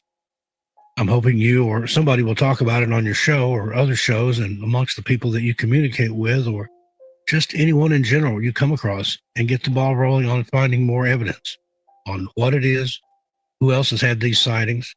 I know more and more sightings of this invisible creature have happened, and I believe we need to know and should be making it a priority to find out what they are exactly. I feel something that can cloak itself with invisibility is a big deal, and we should educate ourselves on what we're dealing with. And you would think the government would be all over that. I won't settle for assumptions. We need to know what they are, no guessing. I've heard Bigfoot and aliens, but I want to know for sure. I want to know 100%, no question. Okay, so that was the first experience at Lake Jacomo. The other one was just a couple months ago when I went to the lake all by myself, because I'm a big girl. But kidding, making jokes. But I was alone, and on this day, there was nobody out there. I could have screamed and there would have been nobody near enough to hear me. The overall energy was a little unnerving. I typically always walk down a certain trail, and I go down by the water and I look for driftwood, then I go back to the trail and keep walking around, checking on my little spots for gorgeous driftwood I can't live without. That day, it just felt different. I felt uneasy, and I thought I heard somebody holler something while I was down by the water, but I didn't see anybody, and I know for a fact there were no cars parked at the trailhead when I came down just moments before. I can remember feeling like I needed to constantly be aware of my surroundings, and generally, I'm stuck in the dirt looking for arrowheads or looking for driftwood, and I'm not paying attention to my surroundings. But that day, something told me I needed to. Of course, there was also the fact that I kept seeing what I thought was a bird flying from one tree to another out of my peripheral vision. But when I looked up, there'd be nothing there, and this happened several times. But instead of leaving, I got out my phone and I started recording. It went on for about, 20 minutes. Then I turned around and went back, ignoring my gut feeling, but I made it out of there. And when I got home, I went over my video footage. And lo and behold, I caught a black orb. I know I saw it follow me around, and I caught it no less than 14 times on 3 different videos, plus a couple of other different anomalies, and I would like to know what they are and what it meant. I did look up orbs and their colors and their meanings. Black orbs usually get a bad reputation because they usually accompany something bad happening to somebody. But the role of these entities, as far as I understood it to be, is to make you uncomfortable so you leave a certain situation because there's something in the area or in front of you that's going to harm you. So really, in my eyes, they're a blessing. It's like they're watching out for you. Even if they make you feel uncomfortable, it's for a good reason. On the same token, I didn't leave when I felt like I should have that day. Instead, I kept going and recording and nothing bad happened to me. So maybe they weren't even black orbs after all. Maybe just some other type of entity. I don't know, but I would like some answers. Thanks, Christina. Stick being encounter. My experience with a stick being wasn't unpleasant because it was so mischievous and made me smile. This was 30 years ago, and I collected bare winter branches from the floor of the woods to display in a white china vase in my home. After a few days, I started to find things disappearing.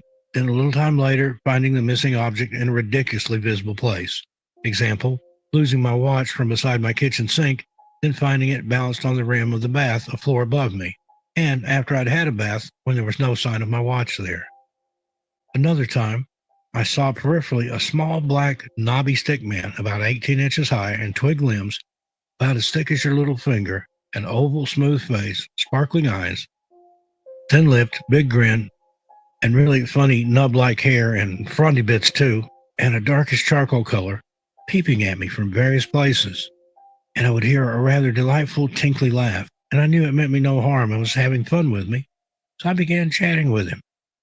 Knew he was male somehow, as if he were just a pal or friend visiting me and leaving out nuts and honey in a tiny pot and bits of fruit at night, and it was always gone in the morning, even the tiny pot. I knew after a time that he wasn't there by chance, so I thought back to see when he may have arrived. It didn't take long to realize it was the sticks I'd taken. He'd come with them. So I took them from the vase and announced I was sorry I'd taken the twigs without permission and was taking them back where I'd found them, but that I'd enjoyed his company and pleased he'd liked my food gifts, and he was welcome to return any time. I returned the sticks and twigs and said sorry for just taking them and left, but learned a valuable lesson. Never to take things from nature, but always ask permission first. It's so important because nature spirits can cause you misfortune, even illness, if you disrespect them. I always ask, even when berry picking. And if I feel a negative atmosphere, I go somewhere else. I used to call my visitor Twig Man, and yes, he occasionally returned, and I gave him food gifts. And sometimes he left me seeds, which I planted. This is true, and it never struck me as being odd or thinking I was delusional. I'm very stoic and level-headed, but I'm not blinkered. Please respect nature, and it will respect you, and often give you things money can't buy. Good things for your well-being. Thanks. Signed, Anonymous. Shadow Entity Encounter. This happened to me in 2016. I moved from New Mexico to Washington State. Well, I used to go walking with family members every morning after taking our children to school near Battleground, Washington, in Battleground Lake State Park. On this particular day, she had errands to run, so I found myself going alone. I parked my car, get out, stretch, get ready for my 3-mile daily walk. So I started off walking.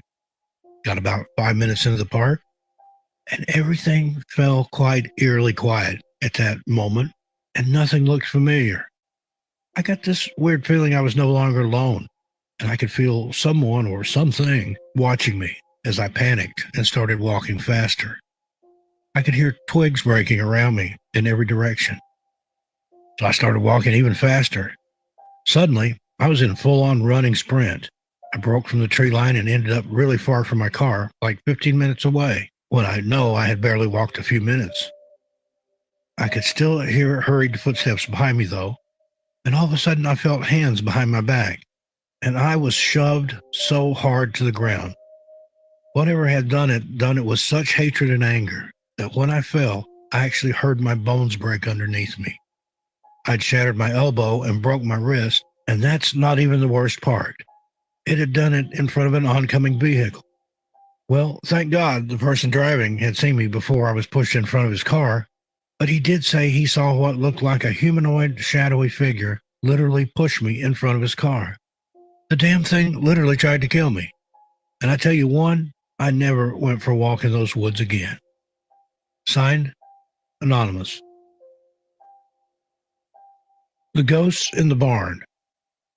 When I was a kid in Ohio, my friends had a building behind their house. The big part of the building was locked up, and the one end they used as a garage. I was snooping around and found a secret passage into the other side of the building that was locked up. The garage had a second floor, and I went up there, and the sun was shining just right, so it was coming through a hole in the wall. I went over, pushed on it, and it moved. Pushed harder, and it slid to the right, and there was an opening. I looked in, and it was the huge other side of the building, full of all kinds of stuff. There was a ladder that you had to go down from the second story to the ground level. I climbed down the ladder and was looking around. It was like King Tut's treasure room to a little kid.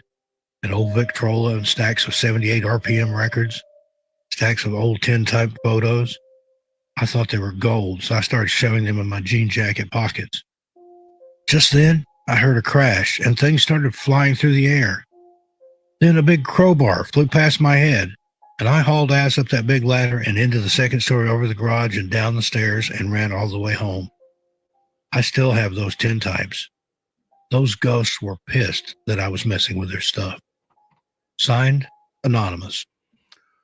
All right, awesome stuff. Once again, Steve Stockton, Tales Untold, Mr. Person Mysteries.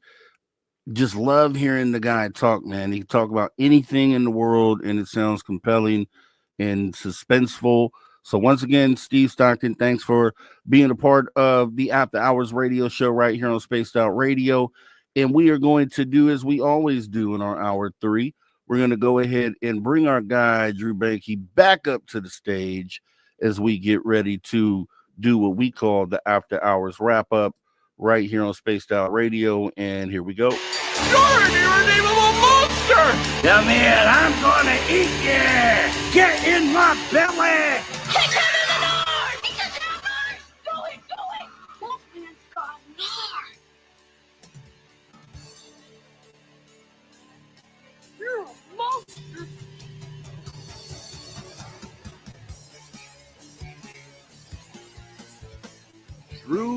Drew Banky.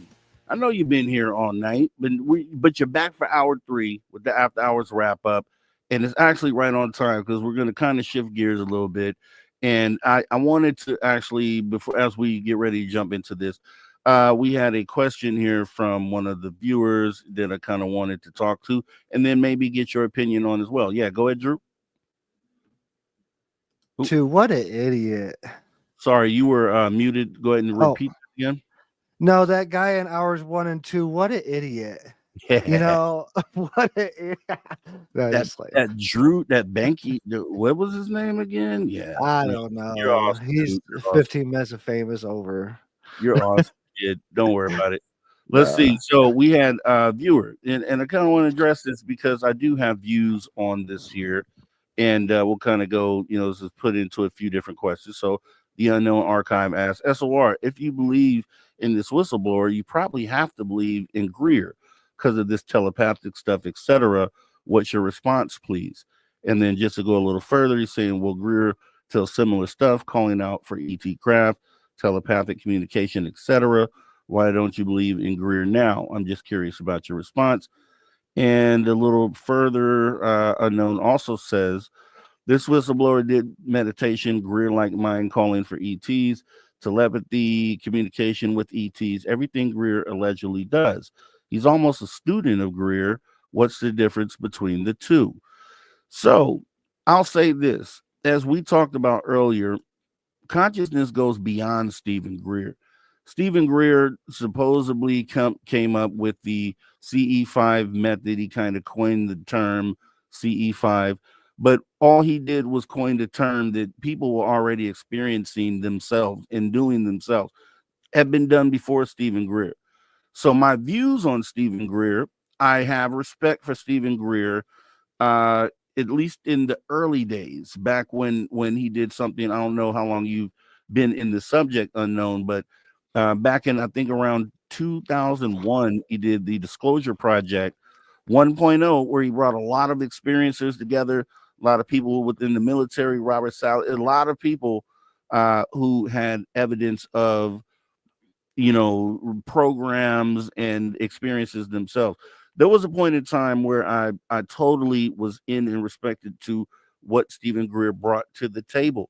Now, there have been since then, I can say that there are things that I don't totally align with what Stephen Greer does. Now, false flag alien invasion is one thing. I've done a show about this. I don't agree with, the false flag alien invasion aspect. I always ask questions about it because it doesn't make sense to me why the government would want to do something like that. And anyone that stands behind the belief of that, I always ask the question because I want to get a better understanding on that. So I don't align with Greer on that. And I don't see, his being into those things as being similar or the same as to what this whistleblower has come out with. This whistleblower, if we want to just strip down what he has come out with, he's come out with something that he's been personally involved with, which is a crash retrieval, which we see the video from. And then he simply talks about a consciousness element to the experience. So just like, I don't know if you're a religious person or not, but some people that are religious say they go to church and they get this good feeling, this good spirit, right? And it's just it's a unspoken consciousness sort of thing. What the vibration is higher, or what, however you want to explain it, but it's linked to consciousness. So I don't think the consciousness is necessarily just a Stephen Greer thing. But if I had to say, do I align with everything Stephen Greer says or does today, I would have to say no. I don't agree with most of the things that he's saying currently. And supposedly he's would you talk to me, Drew, about something you saw where what, can you remind me what you saw earlier? Yeah, he just started a new podcast. I think he's on his like second or third episode, but he talks specifically about this guy, but there's also he said this video that come out today that we've been dissecting all night is just the tip of the spear, and if you can't handle this one, you won't be able to handle the rest of them. And some of the other whistleblowers is coming forward or have personal, firsthand, one-on-one knowledge, like interactions, and have been in the facilities where they're holding biological beings and they're actually torturing and interrogating them Okay. for a while. And this That's the is part I wanted. That's the part I wanted right there. So that the torturing of beings, we've captured beings and we have them somewhere torturing them. I don't align with that either. I don't align with that thought process. I just don't. There isn't. I'm a logical guy. I'm open-minded, as I stated with you earlier.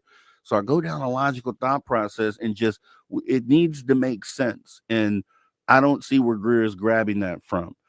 As far as CE5 goes, we know separate from Greer that people have done this on their own, nothing to do with Greer. They've had consciousness experiences, nothing to do with Greer.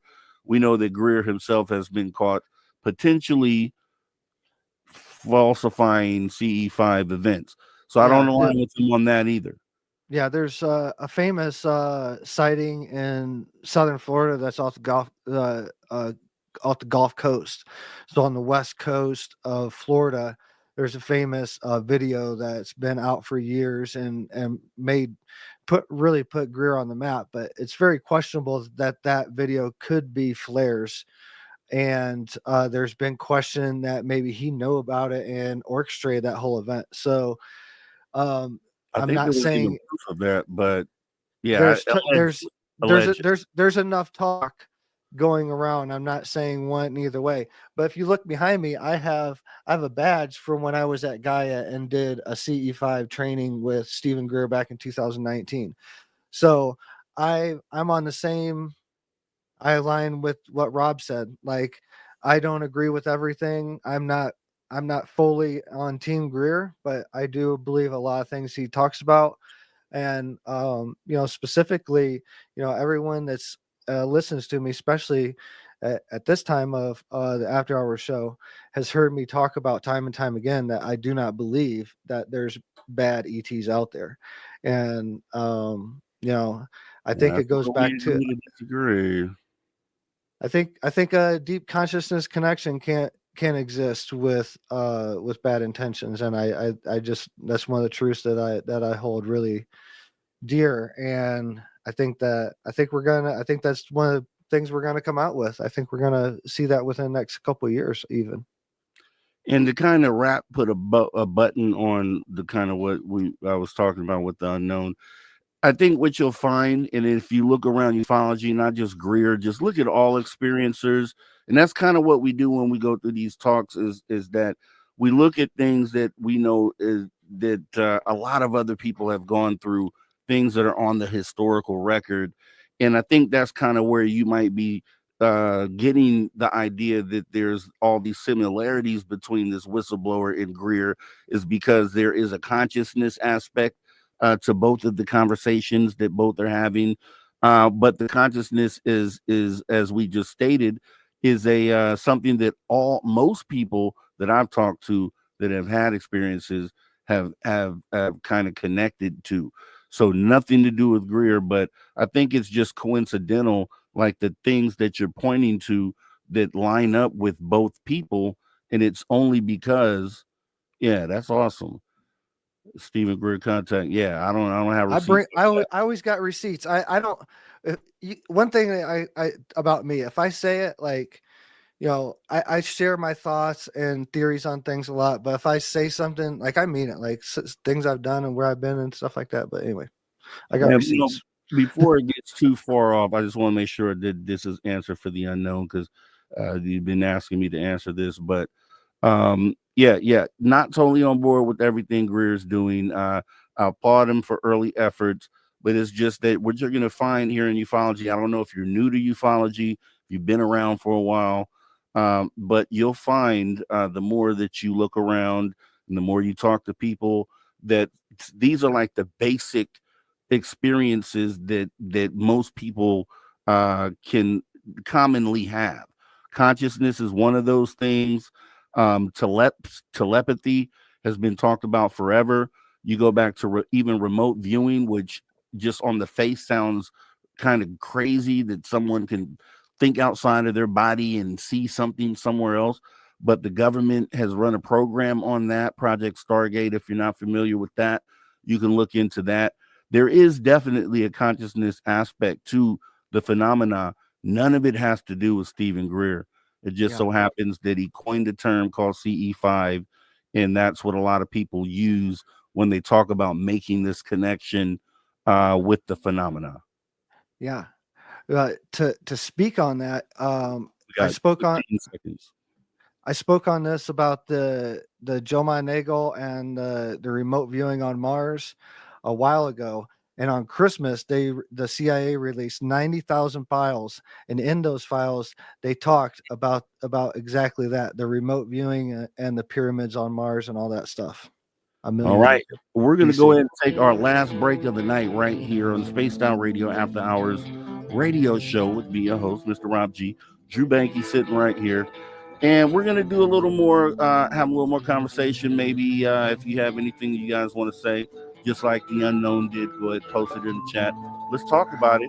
And then I'm gonna wrap up the show with UFO Weird News of the Week. Stay tuned. We will be right back.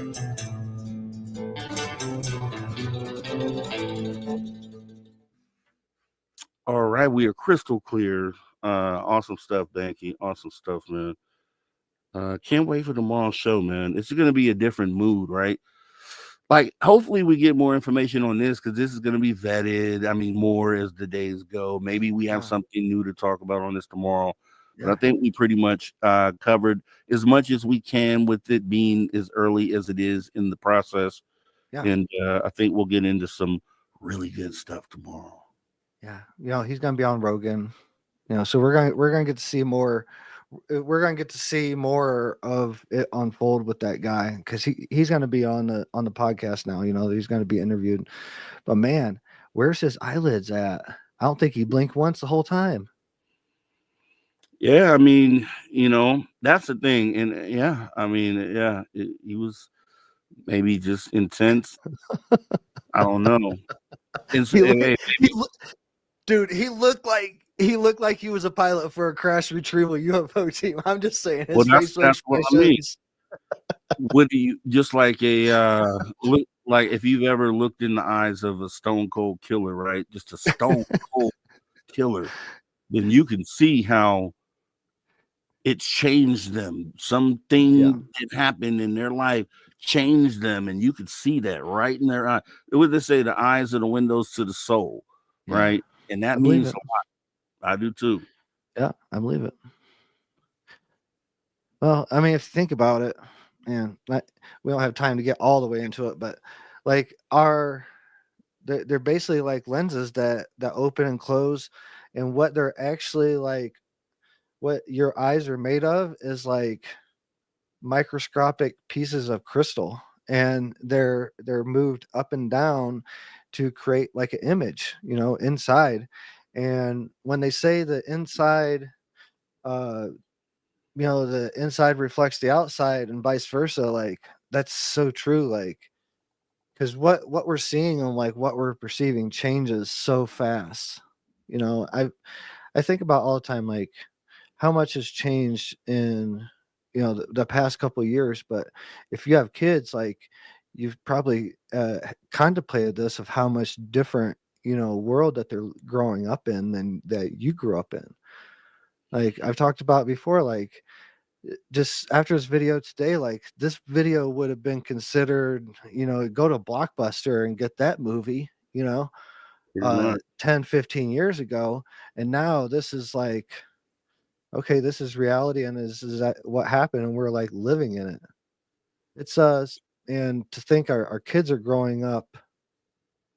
You know, I see it all the time, and especially my kids. You know, Hawk, he's just a wild animal. He's over. He's you know, he's 3 now plus, but he's just, some of the times you can see him thinking, like every night he goes and I'd be like, Hawk, hey, come out, look at the moon is rising over the mountain.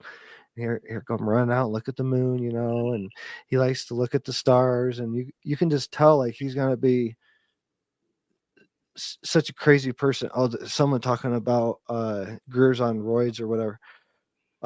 Man, I will say, meeting him in person, he's a big dude. Like anyone that's met and ever shook hands with Stephen Greer will tell you, like, this abnormally large hands. You know, I don't have like small hands, but he's got really, really big hands. And man, not Corey Good. Dang, there's another one. He's really big hands. But this is weird, man. He's a very big person. To meet Stephen Greer in person, like I'm 6 foot, you know. If I'm slouched down, I'm 5'11". If I'm standing tall, I'm 6 foot. But man, standing next to him, he's a big dude. Like, yeah, he definitely is. Real big dude, man. And he's actually in really great shape for his age, you know. That's another thing. Shout out to shout out to staying healthy in your older age. You know what I mean? Not everyone is blessed enough to be able to do that. And shout out to Stephen Greer for that. As we get ready to come back here in about 30 seconds here. Want to say, go ahead. Yeah, no, I was going to say, just thank you for all the support tonight here. I know Richard Minnick showed some love here earlier tonight, and we do appreciate your support of Spaced Out Radio. Anytime we can get it, we're going to show the love right back. And that's what we do. That's just what we do. It's what we do. So if you're new here, let's talk about that real quick. We got about 10 seconds. If you're new here, we do this every Saturday and Sunday, 8 p.m. Pacific to 11 p.m. The After Hours Radio Show with me, your host, Mr. Rob G. and Drew Banky, and various guests. Great conversations coming back right now. All right, everybody, welcome back to Spaced Out Radio. Back half of the third hour, after hour number 3, as we get ready to bring this show home. We've had a great conversation tonight. So awesome. If you missed anything, hop in the archive, youtube.com/Spaced Out Radio. We have a plethora of content. Even the show we did earlier today. Make sure you guys tune in as we go ahead and get ready to take the home stretch here, back with Drew Banky here. And yeah, we're just going to kind of get into some random stuff here. So we have, a few things I think to look forward to. I think, obviously, everything we talked about tonight and watching this thing play out. But there's other things that are going on. I know Jeremy Corbel, and I haven't had a chance to look into this. I'll actually probably watch it tonight. Maybe we can talk to it tomorrow. But Jeremy Corbel is being featured on the TMZ series. This is actually season 2. TMZ did season 1. Corbel was a part of that as well. And now they're back with season 2. It's called like Unknown, something along those lines. But this is where clips that I've seen, Corbel, they show Corbel, very anxious and, feeling very dramatic, I'll say. Very dramatic scene where Jeremy Corbel is essentially saying that the government is preparing us for a lie.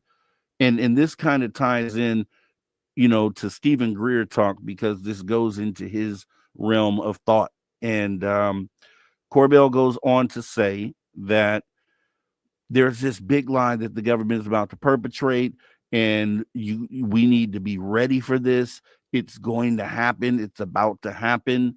And the producer of the show, that particular show, is asking him, like, well, what do you mean? You elaborate on this.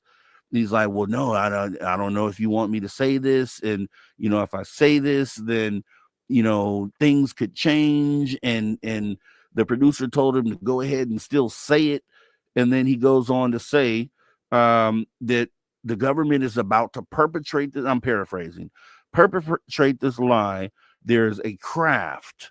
They're going to tell us that there's a craft that they discovered back in the 70s that is making its way here to planet Earth, and that it is supposed to arrive here by the year 2027. And that, by him coming out saying this, that they may change the plans on this in order to make now him look silly for divulging this information. And so he says aspects of this might change, but he's saying that the government is about to present this to us, and it is a complete and total lie. How I felt about that, I felt like, well, why would you even bring this up? Because it kind of goes into the whole Stephen Greer false flag alien invasion thing, which I don't totally buy into. I just don't think there's enough evidence there for that. He could say he's been told that or however he got the information, but I just don't see the basis for that. Therefore, the comment by Jeremy Corbel saying that the government is preparing this lie for us to tell us soon here at some point coming up that there's this alien ship that's slowly making its way here to planet Earth. Have you heard that? Did you see that clip, Drew? And what do you think about that? I have, and I don't know, man. I wouldn't be surprised either way, if it did or didn't happen. I think we're gonna see something a lot sooner than that. I think this is the way it's ramping up. It's moving. There's so much happening, man. There's so much happening all at the same time, and like the way I pick it up as energy. I see things happening all at the same time. That's kind of why I put together like the drones and the attacks and all that. Like it just was happening all at the same time, and this is all. It's basically happening all at the same time. Like it's right at the beginning of the year, so I wouldn't be surprised if something like that's being talked about. But one thing I do know, like everybody in the space is trying to get their timestamp and their name out there. Like there's a big and it's between Elizondo, Jeremy Corbel, and Greer. They're all trying to be like the number one, disclosure person, of all this. So they're trying to get, and it takes a date to be noticed and talked about. Just like, I don't think we've talked about him. We've mentioned his name a few times here and there, but just mentioning putting out a date like that. Now we're talking about it, and there's a couple hundred people listening. So we're part of this thing, whether it's real or not. Who knows? But I don't discredit anybody. Just like everyone's telling a story. Like it's very clear that this guy. That we've been dissecting all day for this interview, it's very clear, he's telling his story and his truth ultimately. It's very clear that a lot of it's his truth, unless he's, I don't know. I don't know what the whole like wide eye thing is. That could be like a byproduct of different things he was introduced to, like the physical aspects of it. But I don't know. Everybody's telling a story, man, and we're all just trying to do our best. And, if it's really, they're trying to, I think they're trying to really get their name out there. If you just look back and see how they're talking, like they're all trying to be like the number one. What's your take on it? Do you see that?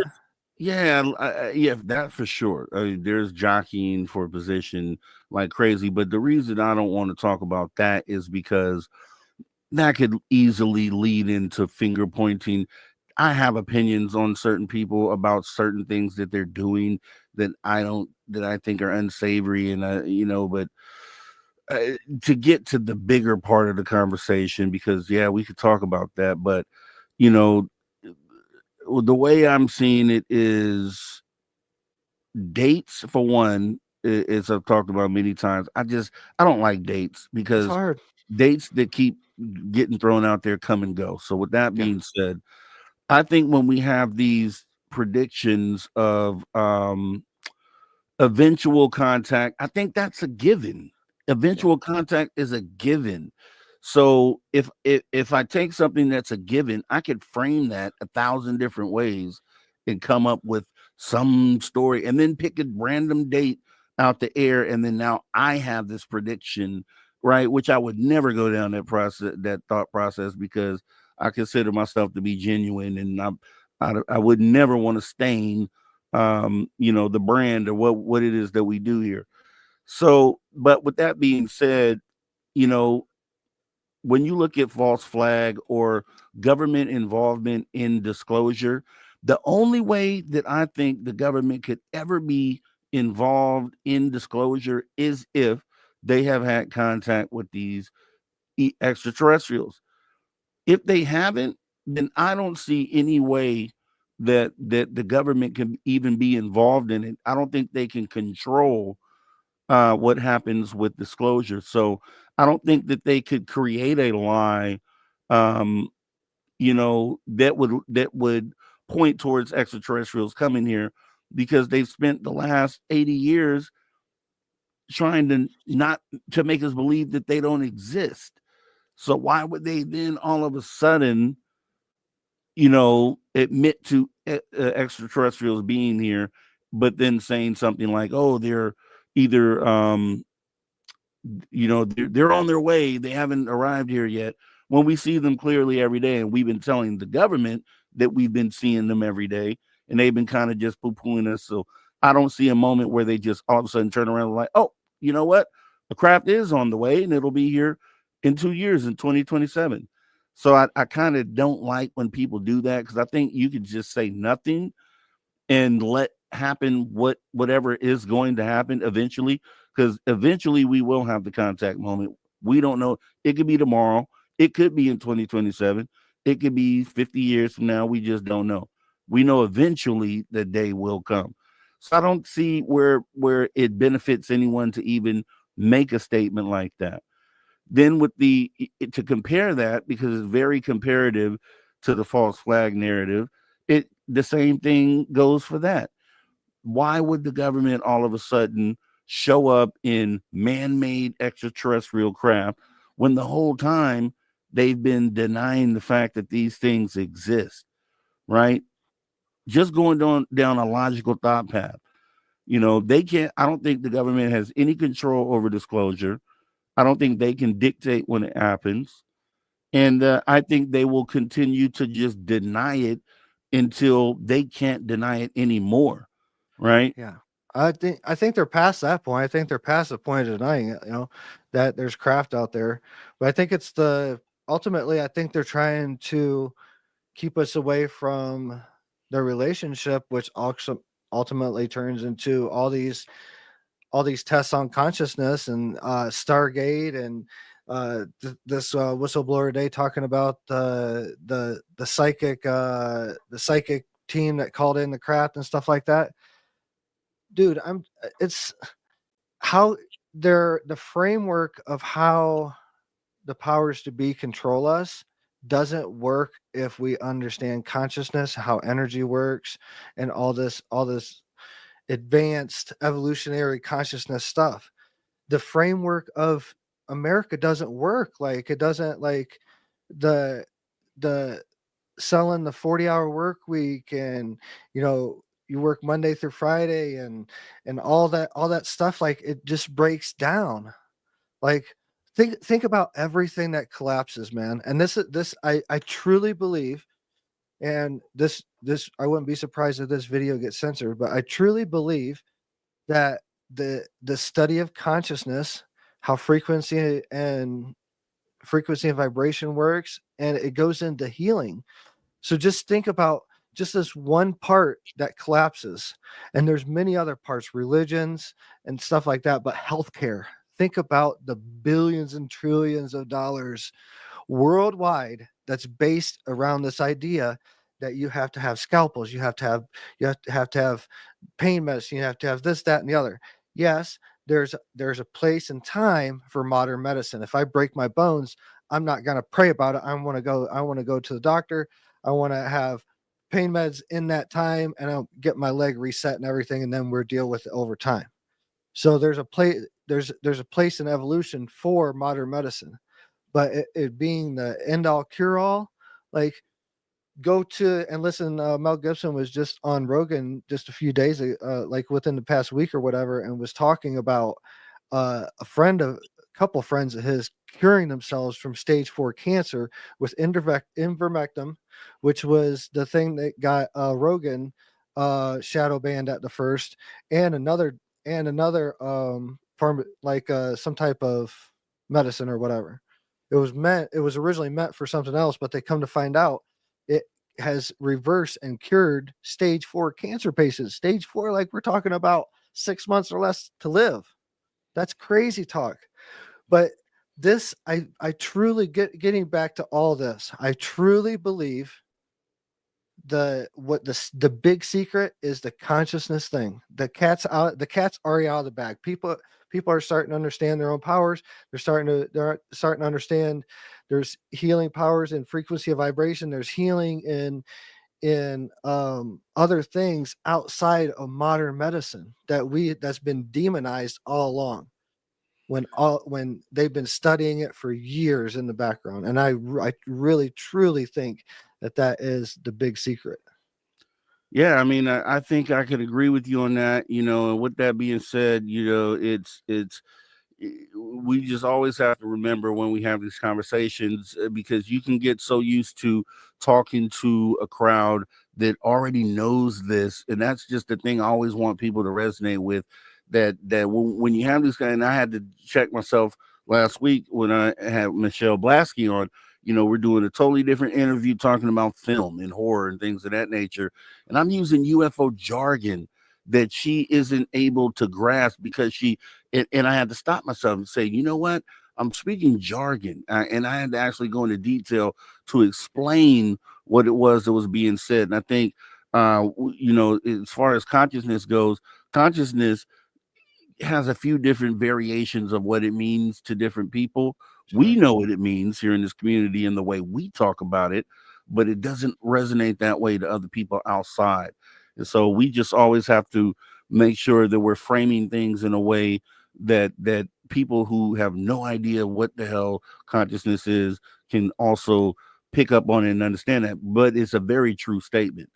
And so with that being said, Drew, we're going to go ahead and get this wrapped up. It's been a long night. It's been an awesome night. I appreciate you, sir, for sitting and doing the spitballing with me. I think we had a great show. We really covered it, and if we need to, we'll do this thing again.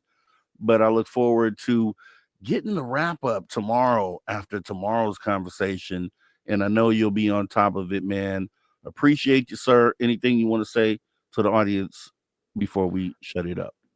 No, is a monumental day. It was amazing conversation from the whistleblower that come out, and overall it didn't disappoint. The buildup was the video, and the buildup didn't match for me personally, and that's just me personally. But overall, the whole hour segment video, it was pretty amazing stuff. And yeah, it's definitely going to be a conversation for a long time to come. And I think it's been an honor sitting here talking to you about it today. So I appreciate it, Rob, and see you guys tomorrow. Much love to the chat, and follow me on all the socials except for TikTok because it's dead right now. So Drew Banky, see you tomorrow night, man. Have a good rest of your night. Tell Hawk I said what's up. Smack him on the head for me. And we'll talk tomorrow, man. Take care. All right. Later.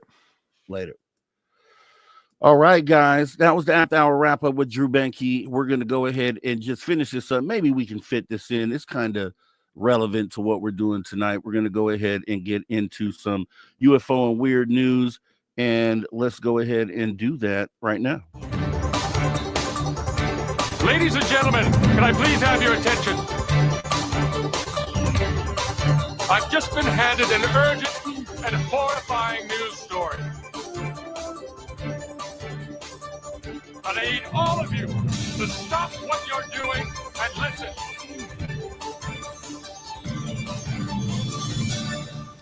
All right, UFO and weird news of the week. So there was a story, and I've actually held on to this story for a little while because we haven't been able to get through all of our news stories. But this one had to do with the Peru mummies. They're back, and I don't think they've gone anywhere really. We saw the initial outlook on these things. Even myself, I look at these as likely a hoax, but I still was in a position where I said, hey, let's at least let these scientists vet it, because apparently the offer was out for scientists to examine these things and to say for once and for all what these things were, if they were thrown together animal parts or grave robbed body parts put together, which a lot of people stated that they were. And but I think we got to a point to where we found out that some DNA testing had been done and things came back that stated may not be human. And so we kind of reopened the case on it. And there was a story that had popped up on LAD Bible, and it said, big twist in non-human alien corpses case as fingerprint results come back. I didn't know they could do that, but here we go. The research teams have uncovered something interesting after initial tests. There's been a big development in the case of the peculiar non-human corpses found in Peru, with some folks claiming it's evidence they're aliens after all. Maria is the latest humanoid that was dug up in 2017, sending the world into a frenzy as the alien-looking creatures piqued the interest of many. Though people believed that the case of these corpses was solved earlier in the year, it turns out that there have been recent developments in the case. UFO researchers believe that they're aliens that have been hidden for over 1,000 years, while scientists, government officials, and archaeologists have written them off as standard human mummies. It's up to you who you believe. However, Maria is special in that when American experts analyzed her fingerprints, they discovered something interesting. They weren't really, well, human. The humanoid was unearthed in the remote Nazca Desert and was covered in a powdery material called diatomaceous earth, which is made of the fossilized remain of plankton. Joshua McDowell, a former Colorado prosecutor, noticed something amazing in his team's preliminary findings. He told Mail Online these were not traditional human fingerprint patterns.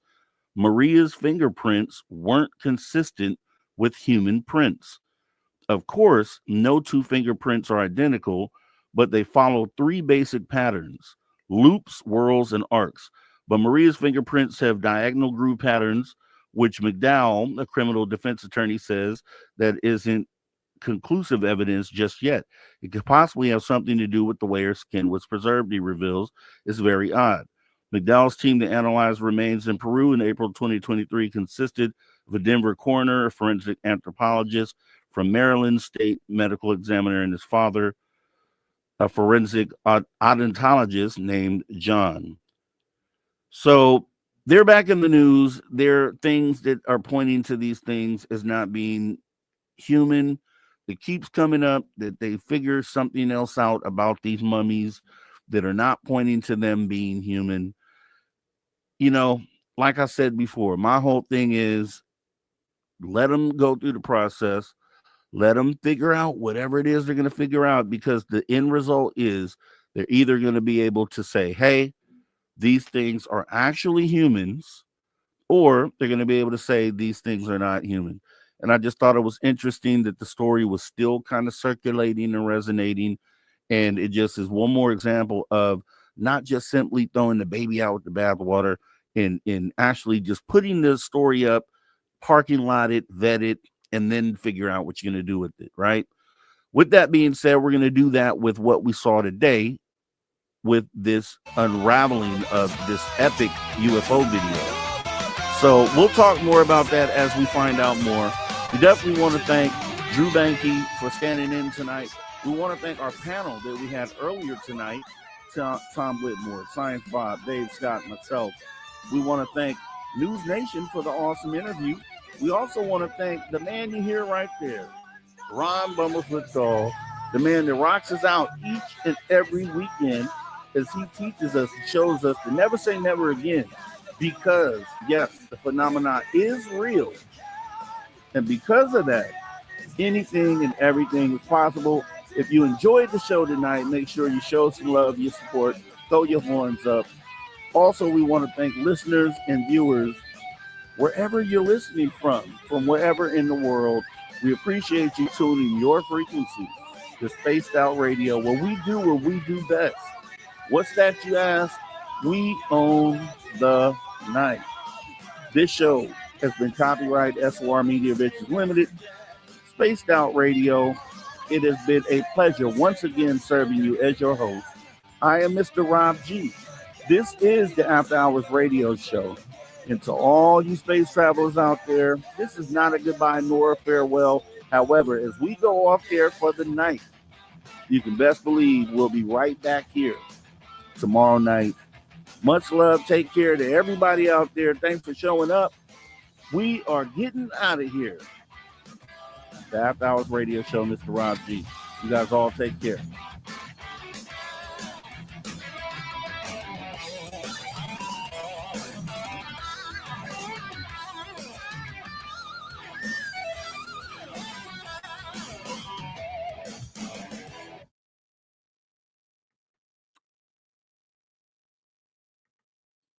All right, we are crystal clear, crystal clear, crystal clear. Once again, guys, it's always awesome to be able to sit back and you know, we interview guests here, and that's what we mainly do. But it's awesome to be able to sit back and just have a conversation occasionally, which we were able to do today, and it was the perfect time to do it because of what transpired today. Some people or you know, I don't blame you for where you stand on it right now because it's so early, but it was great to be able to talk through the logical, just what makes sense. Because let's start there. We had common sense before we had science. We had common sense before we had academia. This is what the ability, one of the senses, the abilities that you were given as a human being to determine what is best or what is, you know, to get your answers, to garner your answers. So it's always great to have these mental exercises. And I totally appreciate everybody coming in. So I'm going to go ahead and get ready to shut this thing down because it has been a long day. This is the second show of the night. And I just want to appreciate everybody who came by. Also, if you are new, make sure that you go ahead and hit this subscribe button, notification bell, 7 days a week. Awesome content right here on Spaced Out Radio. And it is only going to get better. Make sure you guys are here tomorrow, though, as we have. And I think I have the screenshot up because I definitely wanted to make sure that I said our guest name correctly. And I'll show you the thumbnail that for tomorrow's show. So this would be that. Rabbi Leon Ariel Malou, Israel's Raelian movement and the global message. I don't even know what to expect on that. I think it's going to be an epic show. I would love to see you guys there tomorrow night, 8 p.m. Pacific. Have a great rest of your night, guys. Take care. You know we want retribution, and that's how we get up out of here, just like that. Till then, see you guys next time.